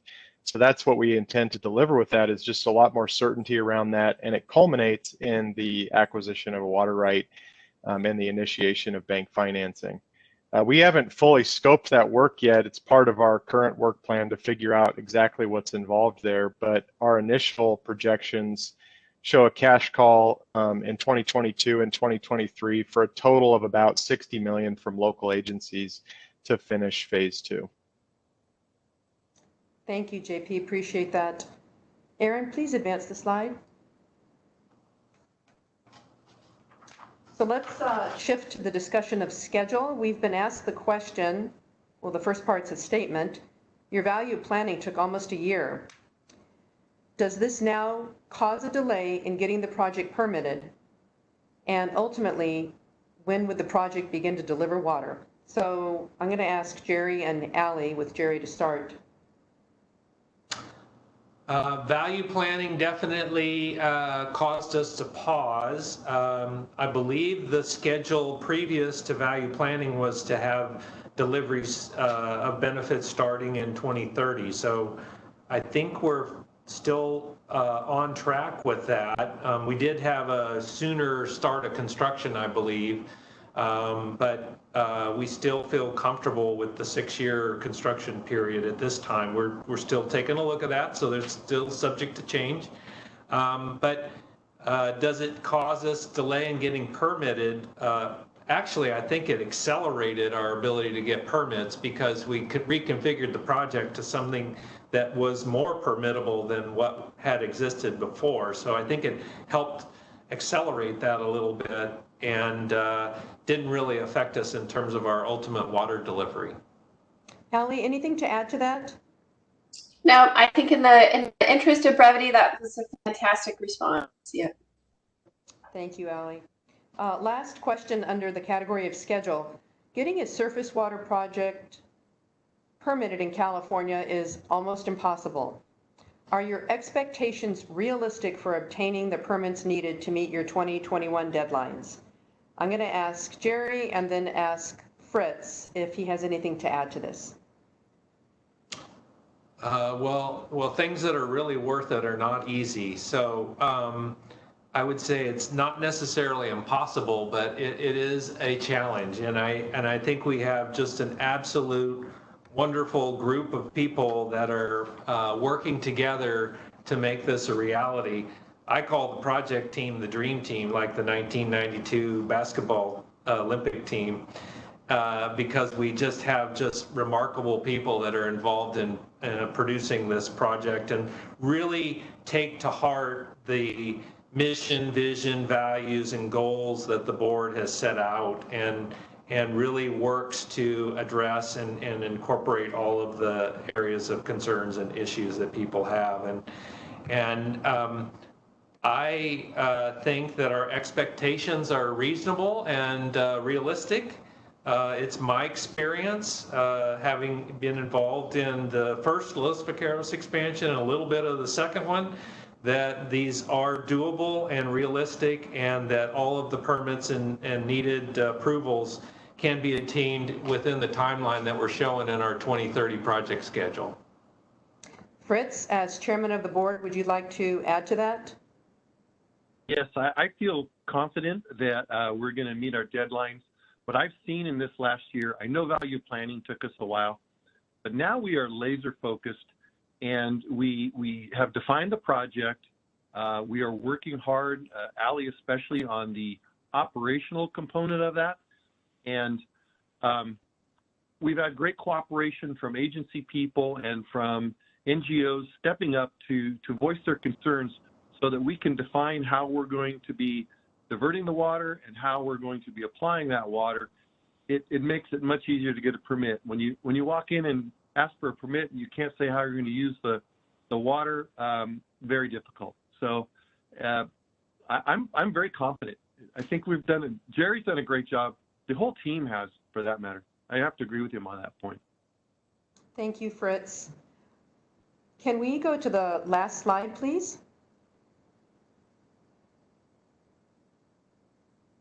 Before we ask Kevin, I think, assuming connectivity, if he can tackle the majority of these, we do have an additional question from Kim Witten that says, how can we get into the waiting room to possibly become a participant?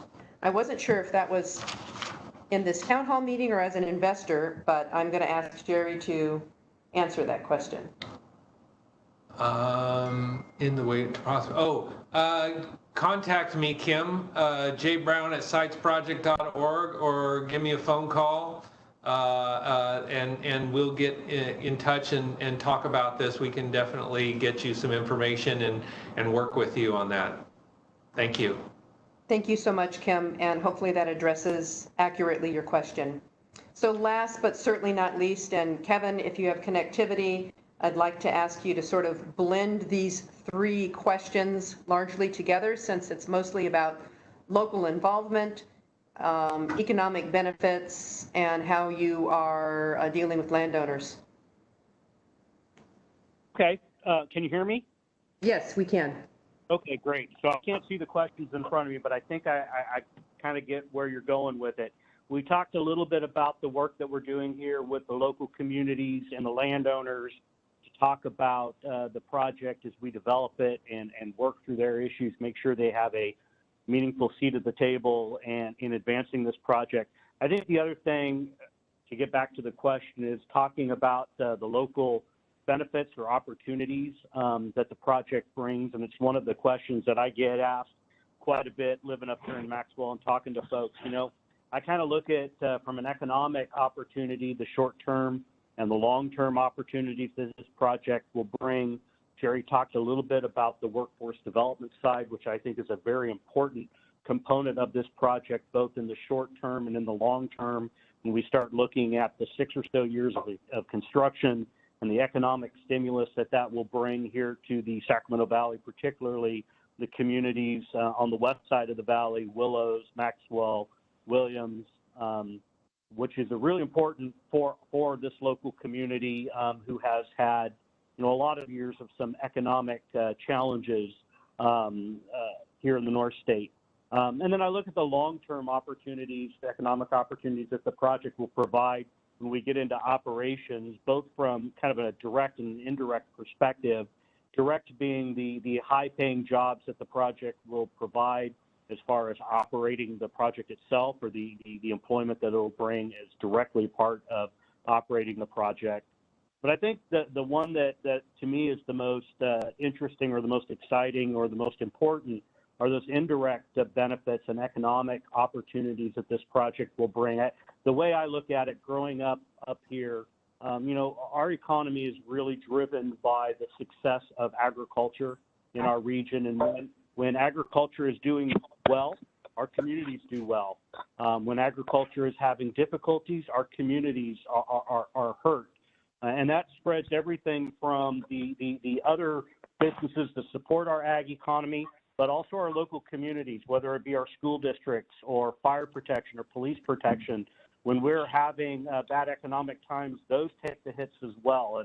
And any way that the project can add some reliability and resiliency back into the water supply, which has a direct benefit to agriculture and maintaining our agriculture economy here locally and in the region, has a multiple benefit for our communities and making our communities strong. I think the other thing that I like to talk a lot about is that, you know, we're going to be a partner, the Sites Project Authority will be a partner in this community for the next 100 years, or the life cycle of this project.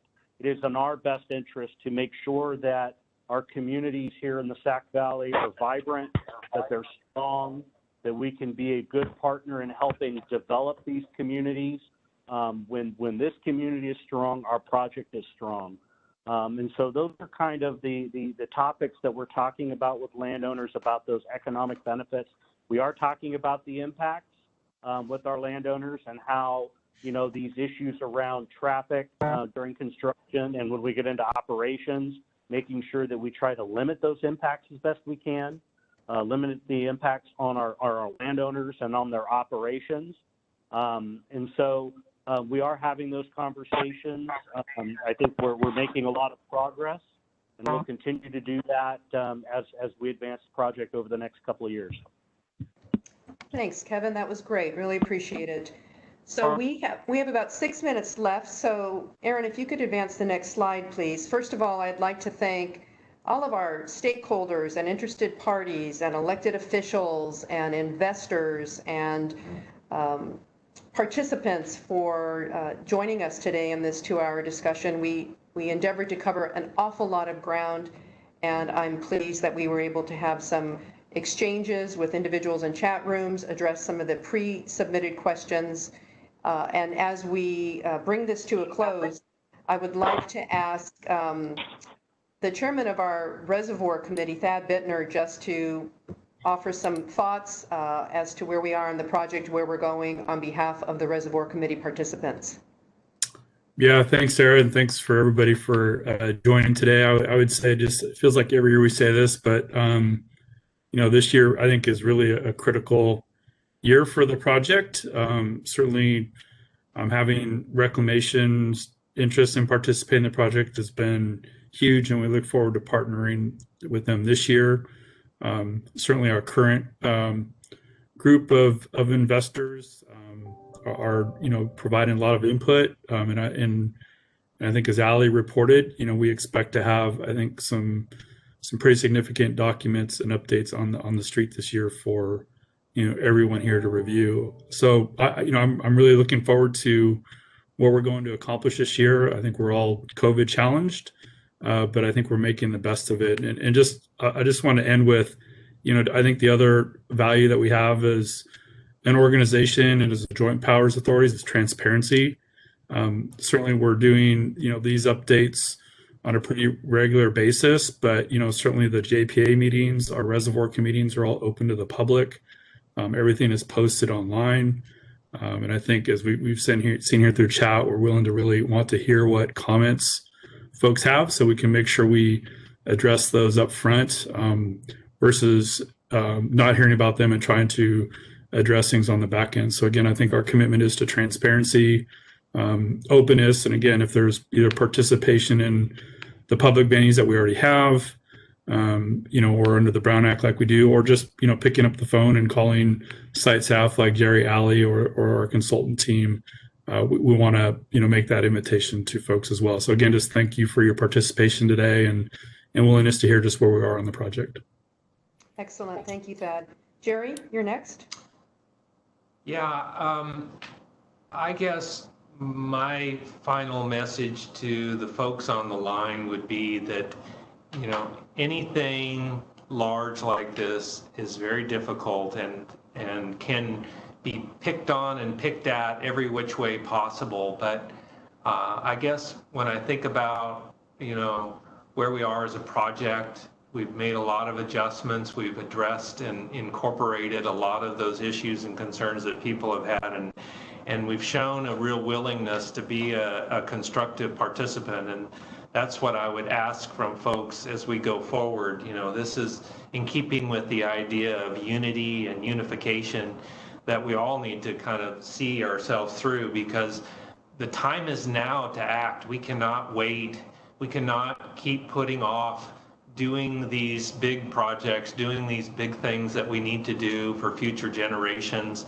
We've benefited from the past generations' contributions, and it's our turn, it's our time to put our step forward and make the changes that need to occur to prepare the next generation for what's coming.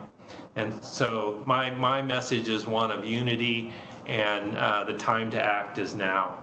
Thank you.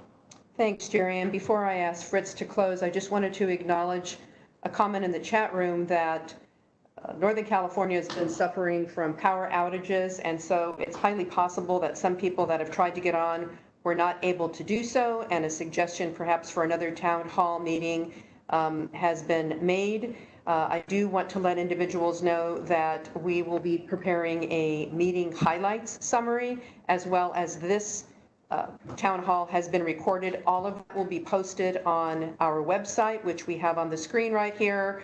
And we can even go ahead for everyone who's registered and send out a copy of the highlights and direct them to our website to help facilitate and help ensure that they have the information that we've made available and had the ability to listen to some of the questions asked. And Fritz, for a 1-minute close. Fritz, are you on mute?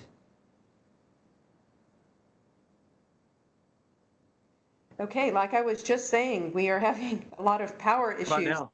How about now? It's like Verizon. Yes, you're good. You got 1 minute. Geez, I got to do *6 every time.